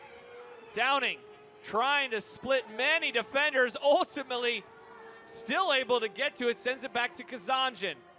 Downing is back up. Into the box, Mondiri! Nice aggressive keeping from Milam. Coming off of her line, she had to, or that might have been the third goal of the match for Mondiri. Here's a look at the replay. It's a pretty decent run. She knows what I was saying earlier before we had the injured players. Yes, we saw how she gets herself in a good position on that header in the first goal, and then the second just being in the box, but the way she knows when to start to peel away from her defender, just in that moment there in that replay, she gets across her defender, so her defender has to catch up with her, and she also is headed towards that front post, which is usually a goalie's nightmare too, because it means you're running in front of them and you're going to beat the ball to getting to the goal or the goalie's hands. So those are little things that she's done well, and it's really rewarded her in those 2 goals today. Just watching her, I wish we could have a big picture of the screen to watch the way that she starts to develop her run as she sees the defender get their head up. That's usually the telling sign of, okay, they're looking to start to play me. Usually the defender is looking for that forward to kind of start their run, and she does that pretty well. She knows when to start to get off that shoulder and whether she's got to get in front of a defender or try and slip in behind one. She's done that pretty well. Yeah, she's done a real nice job working off the ball, and then when she gets it, she's obviously taken advantage of those opportunities. Scored a goal early in the match, and now another one early in the second half. And there she is, number 33, getting a foot on it. Downing, offside. It's a good look there. That's a good look because Stella's ready for that, and she knows they got them on their heels a little bit. I think it was Mondiri dropped the ball. Her back was to the goal. And Stella, the minute she sees that ball played backwards, she's off to the races. Just so quick is Stella Downing. Able to get behind the defense. Was offside there. But she is a lot of fun to watch. She has really come on strong in recent matches. Got her 11th start of the year today. And she came off the bench in the other 2 appearances this season. I feel like I mentioned this right before Mondiri scored, but those 3 players you got to connect to. I think everything that has been going well for Creighton, they've been somewhere in there in terms of the attack for Creighton. You got a little bit of speed. Azumi knows where to get the ball to you. She holds on to the ball well, and then Mondiri's been that final touch for them. I would look to keep playing them and find a way to get them involved. I think they both have the speed factor too. That's been the advantage for them. Here's Kulik. So very similar to the first half so far in the second. A lot of Creighton possession now. DePaul has had a couple of opportunities, and certainly they had the set pieces that they didn't get at all in the first half, but Creighton continuing to just put pressure on DePaul whenever they have it, and they are able to take it away there 11 minutes into the second half. Mondiri, nice work to step in front of that though, Felstead, as she heads it away for DePaul. More physicality. A foul is going to be called, that one on Maddie Radke. As Freya Jupp went to the ground. We've talked about her a few times today, Avery. Leads the Blue Demons in goals. Came off the bench again today. It's happened a handful of times now this year. She does have 10 starts, but she's also come off the bench in 5 other matches, but still has those 4 goals and was able to add to that ledger versus Seton Hall on Thursday.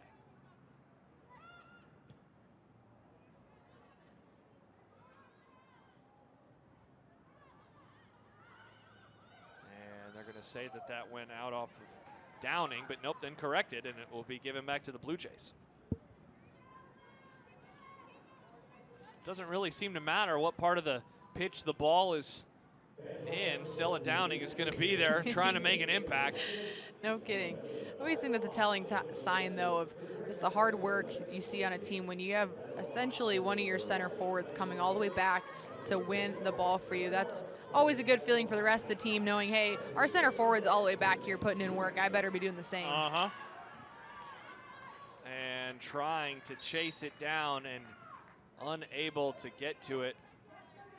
There is Laura Kazanjan.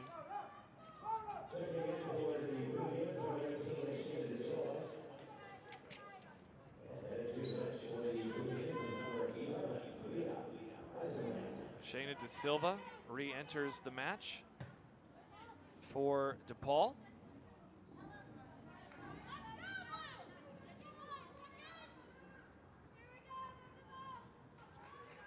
Already 13 minutes gone in half number 2. Coming upon the final half hour in this one. And there's another active play from Downing. Downing just fights so hard. And gets some cheers from her bench. Number 98, Stella Downing, had an assist early on in this one. And 3 players suddenly surrounding her. She can't believe that they called it off of her instead of one of them, but it is DePaul ball now for the time being, but they quickly give it back to Creighton. I like the word that Coach Walker used to describe her. He said she's tenacious. I was like, yeah, you watch, and I think that's pretty accurate. Yeah, it definitely fits. Yeah, any 50-50, she's going to put a test to it. Anytime there's a bouncing ball, she's going to go block it. Here's a nice run. A good opportunity for DePaul. Maybe their best of the day, but a couple of Blue Jays and another Blue Jay in front of it, and look at that. They clear it so quickly, and now it's Mondiri trying to get to it, and she can't.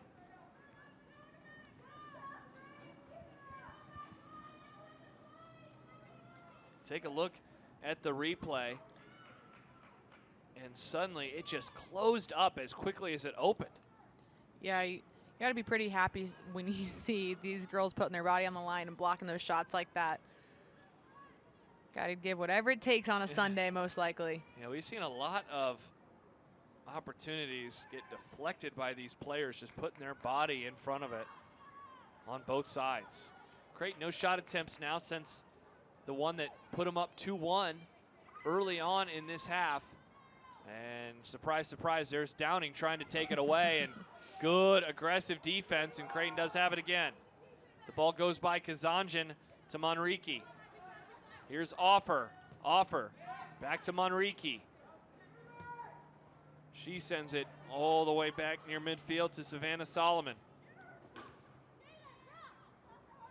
It's a good touch right there. Yeah, certainly is. Radke, right foot, into the box. Downing goes down.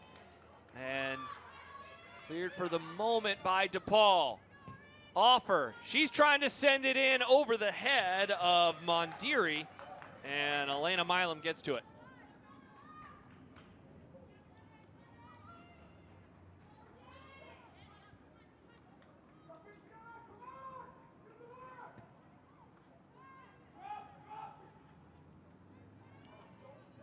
Solomon trying to chase it down.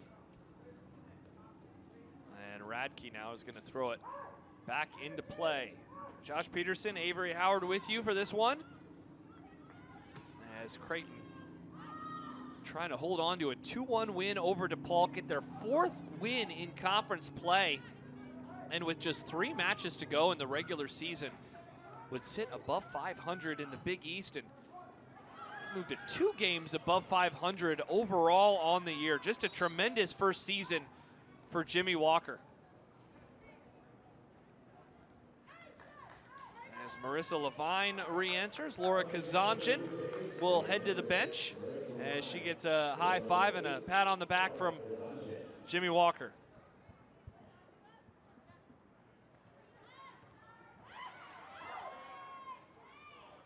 Jays wanted a handball. They don't get one.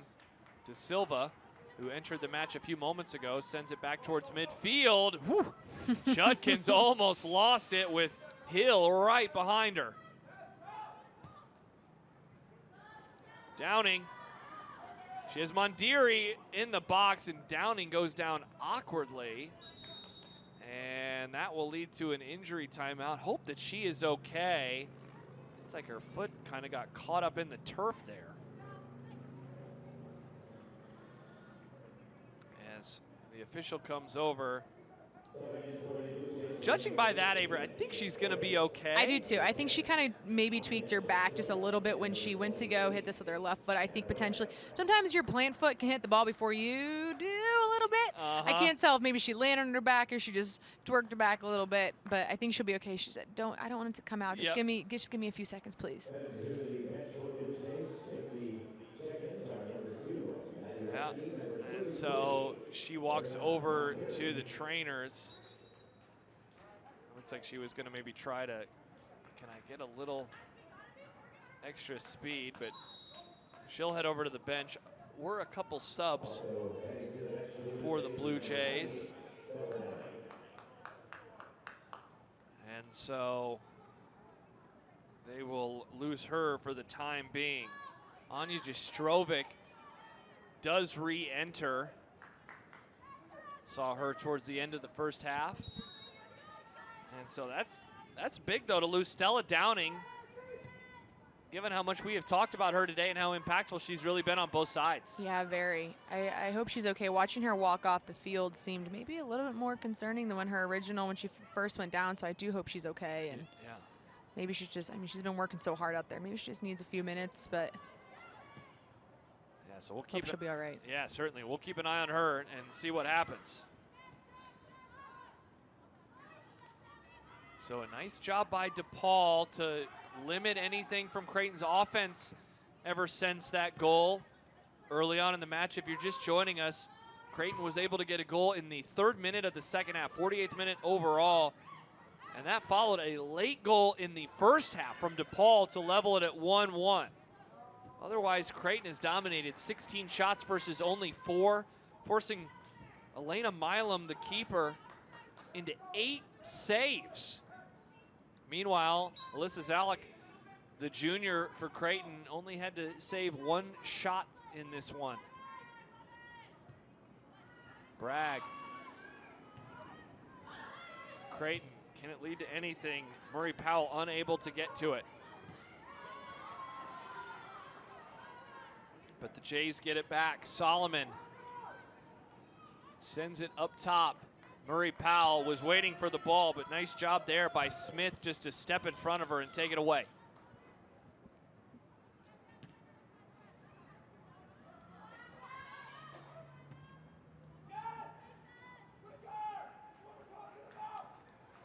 I think you asked earlier if Creighton was going to be comfortable just sitting in. I think we can tell by the coaching points and the body language down there from the coaching staff that no, it's full go, 100%.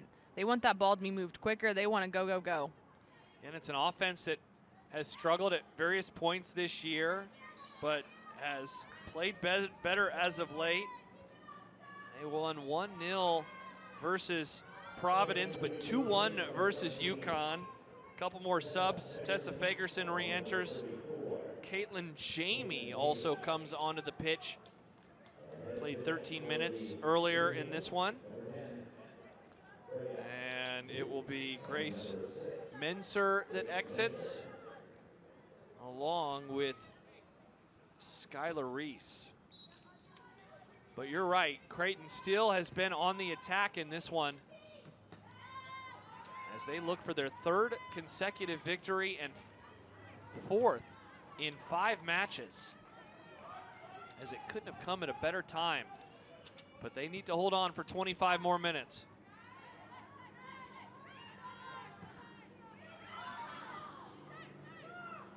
Levine able to get it back, drops it to Monriki.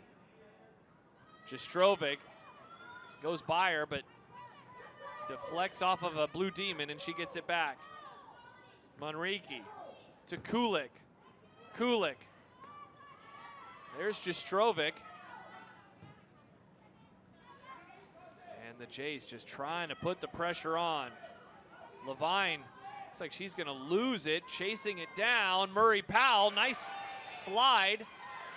And here are the Jays. It's Bragg, and they're going to call a foul.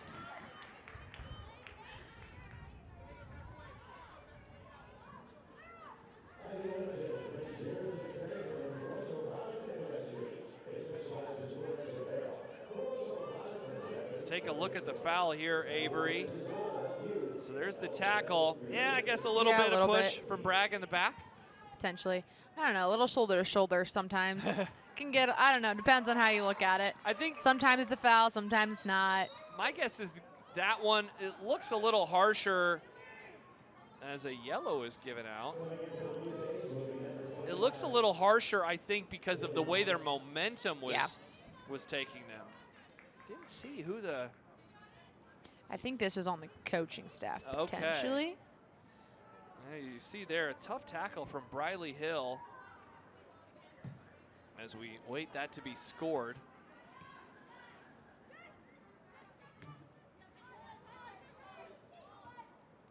seemed like I don't think Coach Walker liked the original call by Anna Bragg, and then that being fouled and the one down here not being. I think if I gathered that correctly, but I guess we'll see. It was indeed. Yep, good call. Awarded to Creighton. 67th minute. Another substitution. Good to see Nala Dominguez back on the pitch. She took that tough fall earlier, so she returns. And to the bench goes Beth Smith.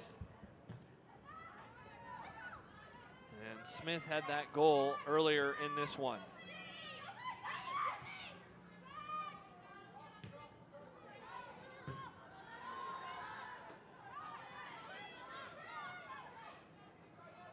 There is Dominguez already.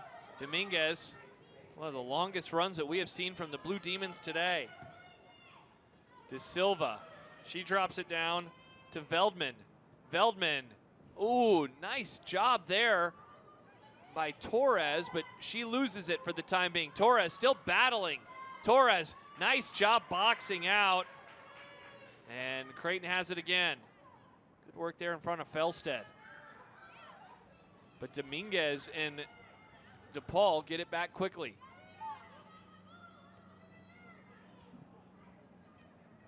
It's a little physical battle out there we got. Yeah, it really is. And a little too physical, says the official. And it goes back to Creighton. See Jess Torres there, the junior out of Puerto Rico. Came off the bench today. The clock stops again at 68:42. And this is going to be because of an injury. So another player goes down for Creighton. Remember, they're without Stella Downing right now, and this time it's Murray Powell who is on the pitch.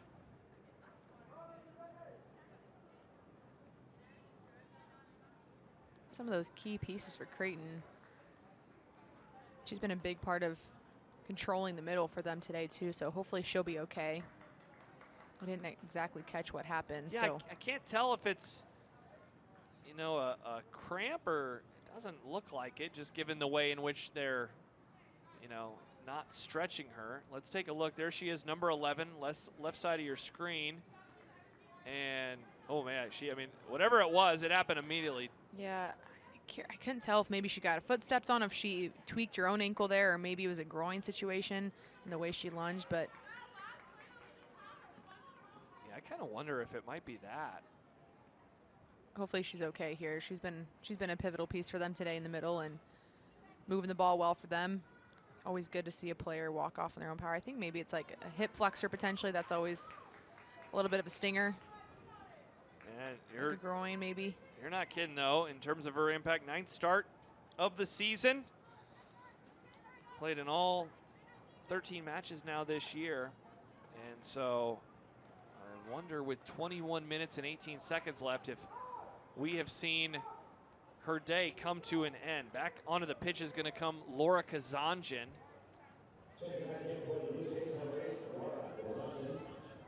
So a starter loss now as this match nears its end.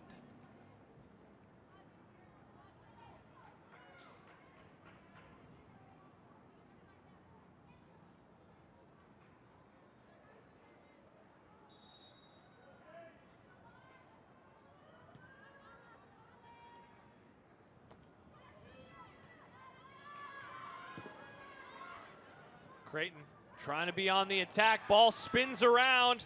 Bragg, and ultimately she lost it, but folks got tied up a little bit, and it almost led to another opportunity. Just flashed a little speed right there, catching up that ball. Yeah, taking the place of Stella Downing in the speed that we have seen so often from her in this one. As she is behind the bench, seated right now, and they're still looking at Murray Powell as well for Creighton. Real nice job by DePaul. Since that goal, Bragg! Wow! just as I say it, Anna Bragg sends it over the head of Elena Milam, and the Jays add to the lead in the 70th minute. They're up 3-1. She chases down 2 balls back to back, and she gets rewarded. I love the reaction from the bench and the coaching staff. That one was a good goal there. And she is rewarded with her hard work and just the reaction, the joy from the coaches, the joy from the team. She just tracks this one down, hard work, takes a nice little touch, gets her head up, sees where the goalie's at, and she says, hey, I'll take a shot on that one. Thank you. Ooh. Back side of the goal, 3-1. That is a little bit of a dagger and a little bit of comfort for Creighton with about 20 minutes left. Second goal of the season for the freshman out of Omaha Marion. First came versus Marquette back on September 29th. And as you said, Avery, that might be the dagger. With 20 minutes to go, the Jays go up by 2 goals, and now the second time this season that they have been able to get 3 in the net. I always just love watching the way that a bench responds to a goal. I mean, obviously every goal is important, everyone gets a reaction, but that one was Coach Walker, hands in the air, jumped out of his seat immediately. The whole team almost practically ran over that white line just to cheer her on, and she's been working hard those minutes she's gotten today, and she chased those 2 balls down and made a little bit of something out of nothing, and you gotta love that. She worked hard for those, and like you said, the hometown kid, always fun to see her succeed, and I just love watching the reaction. A whole lot of joy on the sideline for Creighton. Yeah, and we were wondering, Avery, coming out of that half, just given how late that goal was, you know, Creighton has been the better team throughout much of this performance, but you just don't know how a goal like that can affect you. Is it going to end in a draw? Is DePaul going to be able to find another one behind the net? And they come out, they get a goal early in half number 2, and now past the halfway point of the second half, they go up by 2 goals. And a foul is going to be called there on Tilly Thomas as she shoved down the DePaul player in front of her. And that was Susie Soderstrom. Also another big reason why that goal was so important is you got multiple girls off the field right now. Yes. There's that foul there, but you got Ariana Mondiri, she's out, she's sub, getting a breather. You got Stella Downing who walked off. We're not too sure what the status of her is. And then Murray Powell, she just came off. So you got a lot of girls in here that are helping this team make a difference right now, and she just came up so huge. What a shot. What a shot indeed. Aggressive play when she decided to go after it. Good defense there by Manrique. Yeah, she got 1 defender on her, betted on herself there. Yeah, and especially given that she is a freshman as Beth Smith re-enters. Smith had the goal back in the 44th minute, the one that we've been spending some time discussing, that made it a 1-1 match. Creighton had possession for 68% of the first half. Don't know if it's maybe reached that number in the second half, but they have still dominated quite a bit. And so thought that goal might be a shock to the system, and they have responded very, very well. Still 3 regular season matches to go for the Jays, but what a first year this has turned into for Jimmy Walker. This program was just looking for a spark, and they've certainly found it. That one is sent out by Ella Offer. So what kind of fight now do the Blue Demons have as this second half rather comes to a close?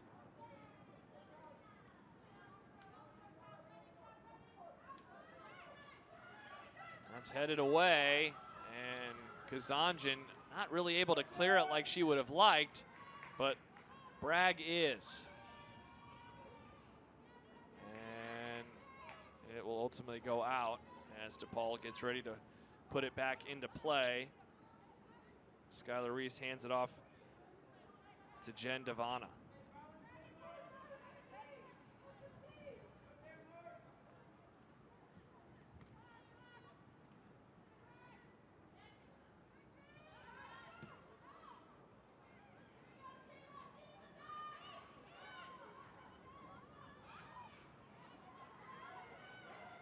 A lot of fighting right now And Torres comes away with it. Oh, but good work by DePaul to get it back. And only to have it taken away.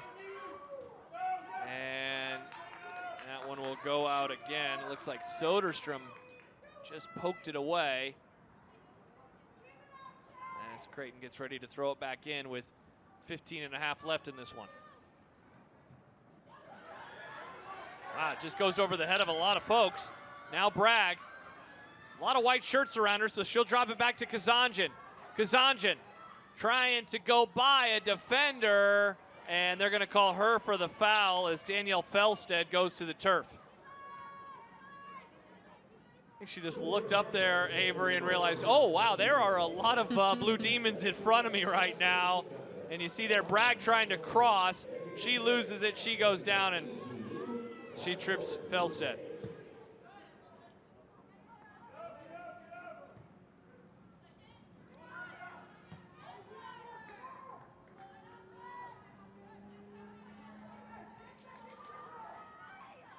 Smith trying to split a couple defenders. She can't. She goes down. She gets called for the foul as she was grabbing onto Ella Offer. And so they'll very quickly give it back to Creighton.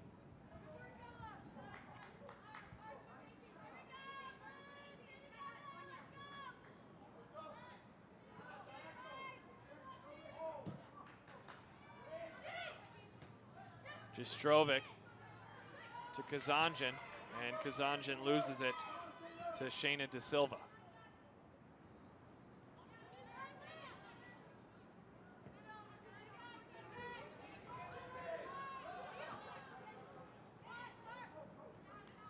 Soderstrom just trying to push forward. It's just been so hard for them today. Here's Dominguez. Dominguez back to Soderstrom.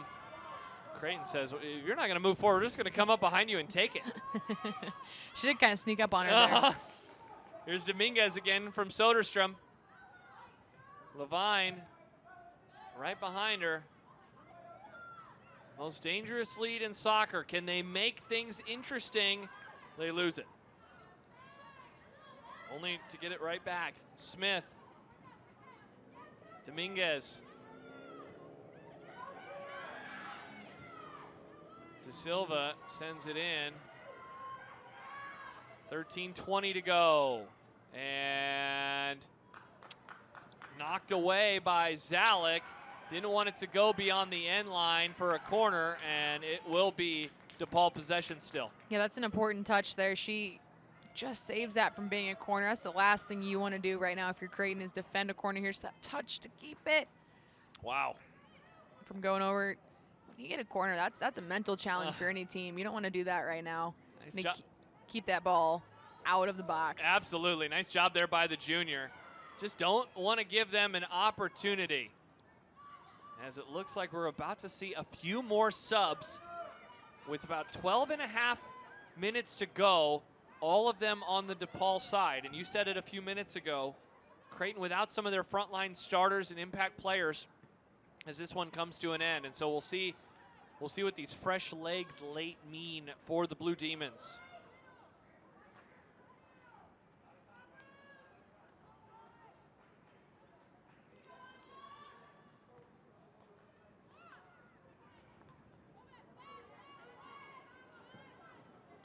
A lot of Blue Jays around it, but maybe a little miscommunication on who is ultimately going to take it. No harm, though, and they do lose it pretty quickly.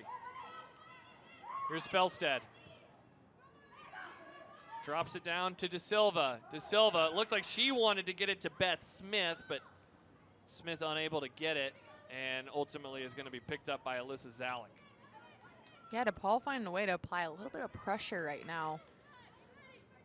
Kind of feel like they got the front step here in those last few minutes, just putting things in front of Creighton and making them defend a little bit harder and just trying to string some offense together in their own half. And for a little bit, it was kind of working.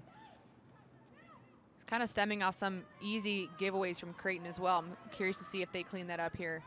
Kazanjian to Bragg. Bragg goes, wow, all the way back to Monrique with the left foot.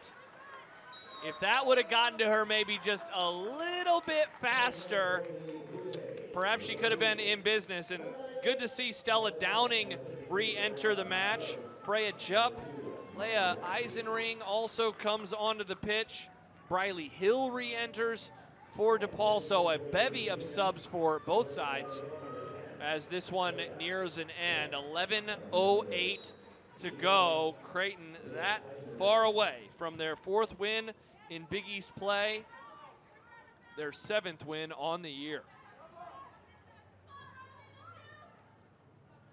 Here's Hill, the Lincoln, Nebraska product, 50 miles down the road. Here's Jupp, she loses it. We were wondering what we would see from Freya Jupp, Avery, coming into this one, and honestly, haven't said her name a whole lot in this broadcast. Yeah, she just hasn't had the ball at her feet a whole lot either. He's done a real nice job with the offense of DePaul. Just 4 shots on the day, and they have really come spread out across the whole afternoon. That goal won't count because of an offside call on Stella Downing. But a lot of the Creighton opportunities, a lot of the Creighton shots, they have come in spurts. Certainly not so much for DePaul. I think you said something earlier about, you know, you want to build and build and build over the course of a possession. Creighton, it seems like they've been able to build their possessions into future possessions, whereas DePaul just hasn't been able to do so. Yeah, sometimes it can just even be that final third that's always the hardest. You can do everything right building up to it, and it's just the final third that always tends to be the most challenging.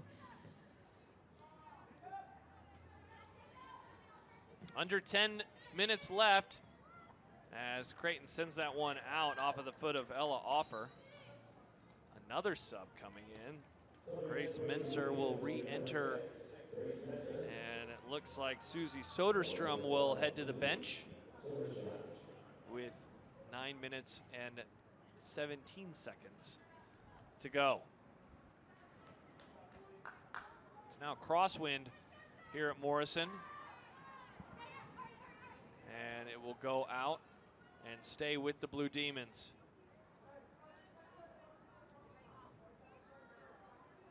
Can this lead to something for this side? Goes out again, this time off of Monrique.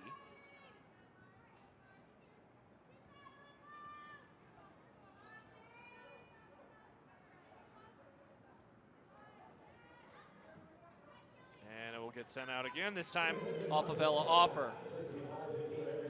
Right now, it kind of stuck in a loop. DePaul out, Creighton kicks it out, DePaul out again. Let's see what happens. Creighton's defense just really done a nice job down here, not giving them any semblance of a possession, and they ultimately lose it. Mondiri, nice pass. Downing, Stella Downing, trying to split the defenders. What's she gonna do? Nice pass to Mondiri. Downing now wide open. If Mondiri can get it to her, sends it in and scooped up by Milam, but a nice run there by the Jays. It's a good little sequence from those two. Sometimes getting down the field when you got man on man, it can be tough, and they made the most out of this situation getting down there. And this little cut here, I really thought, oh man, what's about to happen here?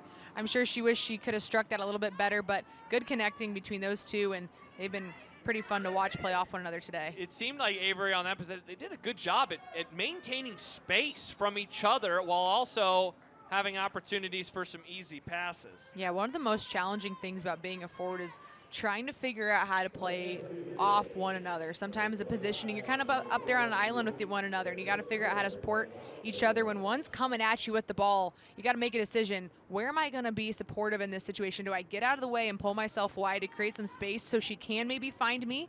Or do I get out of the way so she can keep going? Do I cross ahead of her and maybe pull a defender with me, and all of a sudden she can fill that space? There's a lot of things that go into moving down the field when you got your other forward sprinting at you with the ball, and you got to make a decision. What's the best way for me to get either out of her way or support her here, and then be an option maybe when she beats that next line of defenders?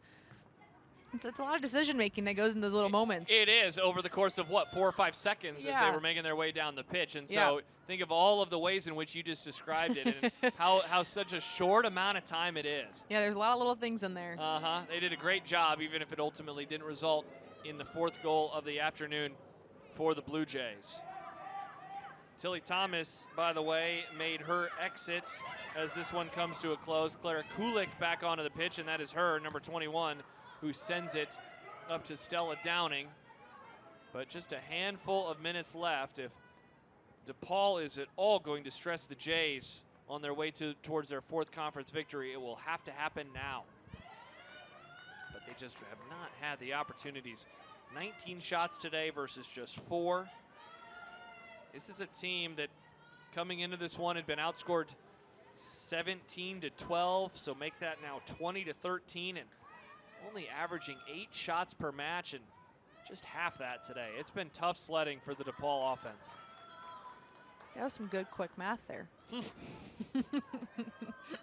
Was always good at the mental math, but once they started adding letters, and then postulates and theorems. And fake numbers. Yeah, come on, yes. Yeah, it's literally called a pretend number or imaginary number. No, I like it when it's 12 times 10. I can figure out 12 times 10, it's 120. Yeah, what is this whole I thing? Yeah, exactly. And then prove this? I don't want to prove anything. Show my work. No thanks. There's some good geometry. Way to step in front of the pass there by Levine. Oh, that's funny. Nice little triangles out there on the field. Yeah, I can see it. Mm-hmm. Just can't tell you what it means in geometry. Yeah, and that's why we do sports. And that's why I'm here. I took contemporary math for journalism majors in college. Got a good grade because it was not full of weird stuff. Creighton, 5 minutes to go. On their way towards a 4th conference win. Downing a little too far out in front of Kulik there.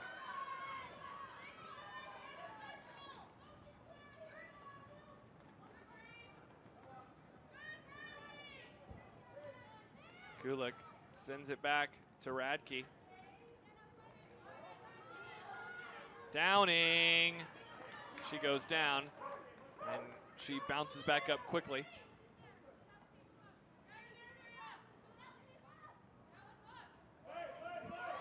Downing thought that it went off of DePaul. You heard her yell, "That was us." Now it's headed out off of Ella Offer.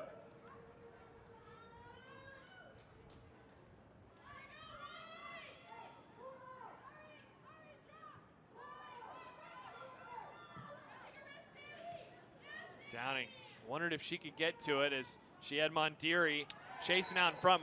Mondiri takes a hard fall, collision there with Eisenring, and looks like everyone's okay. I'm not sure if a call was made on which. Okay, I guess it's Creighton's ball. This is just one of those tough 50-50 situations here. It looks like Mondiri's going back to the ball, legs in the air, runs through her. I don't know. I wasn't right when they made the call. I couldn't tell which way they were going to call it. Yeah, it looked didn't feel like there was a call made. Yeah, but the reaction from Mondiri was, "How did you not call that on her?" Oh, okay, it ultimately was called on her. I think she got to the ball first, and so the foul called on Eisenring.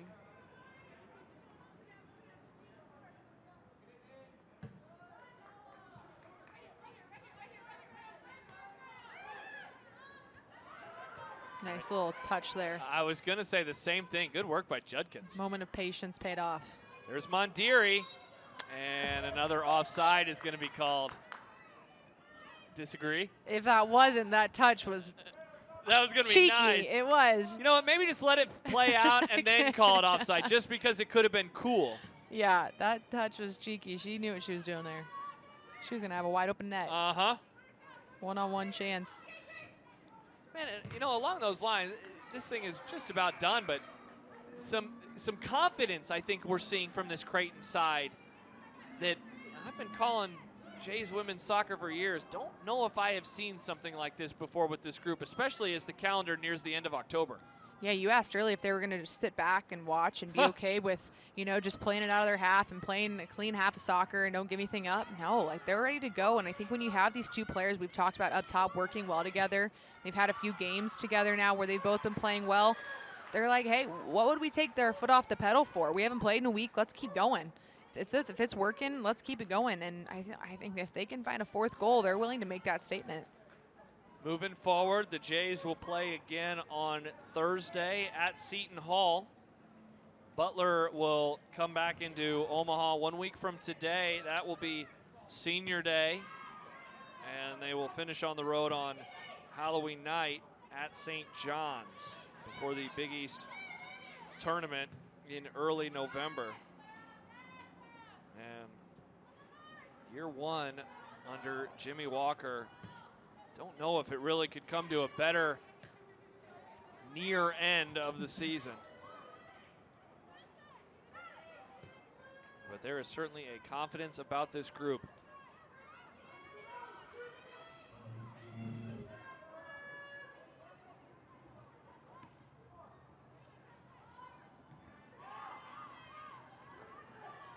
And upon the final 60 seconds here, Downing still aggressive and still trying to add one more. Look at that move. Stella Downing, the fancy footwork. Can she get by? No, she cannot. And that will lead to one final possession for Creighton. Downing. Slow to get up, but looks to be okay. It's really fun to watch a player when you can tell they're just feeling it. They're good in this moment, and they are feeling it. She is ready to go. She won that ball. It doesn't matter her size. She's taken on everyone today on this field, and she's beat up on everyone, winning every ball she possibly can. No ball goes unchallenged. So when you see her get the ball at her feet and she gets a little time to be creative and have some freedom, she's going to do it, and it's fun to watch. It certainly is.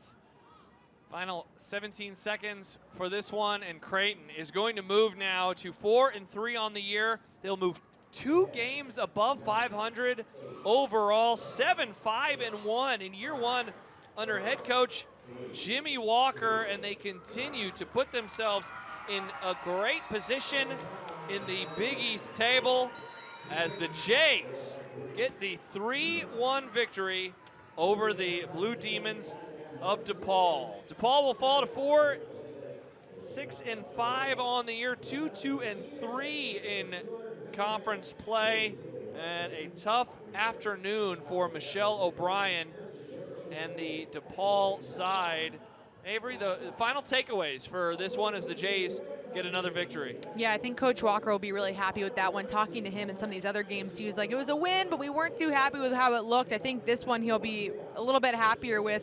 Yes, they gave up that goal at the end of the first half. That probably stings a little bit. They wish they could have come out on this one in a clean sheet, but their response the second half was the most important thing. He told me before the game that against UConn, that thing that got them over the hump was just the grit that he saw from his team. And he said, grit, it won't last too long if you don't go out and prove it again. So another gritty win for them on a Sunday. You know, they're coming off a week of rest where this DePaul team isn't. So I'm sure he was expecting his team to come out and have a big performance, and to put 3 goals in the back of the net, like you said, they've only done that a few times this year, is a good sign of where their offense is right now, and to see multiple players going and helping this thing go for Creighton is always exciting too. So I think a good win for them and puts them in another great position. As you said before this game, they're sitting in that 3rd place position in the standings. They get another win, and they move now a game above 500 in conference play.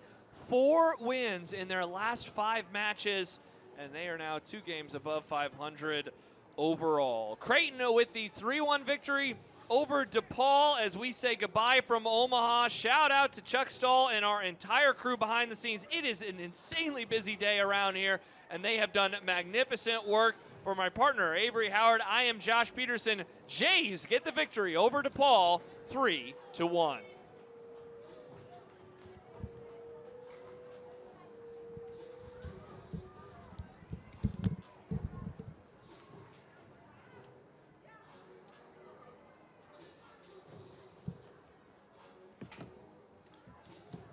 Thanks, everyone. Don't know if you can hear me, but thank you. Yes, thank you guys. Thank you. All right, bye-bye.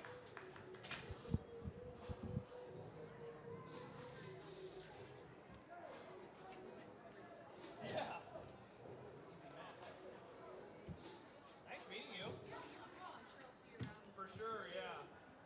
Will you be at many Creighton women's basketball games? It's a good question. I think between me and Anna, we'll probably be splitting those up. Nice. Good amount, so. Cool, well, I'll see you there. I'll be doing, I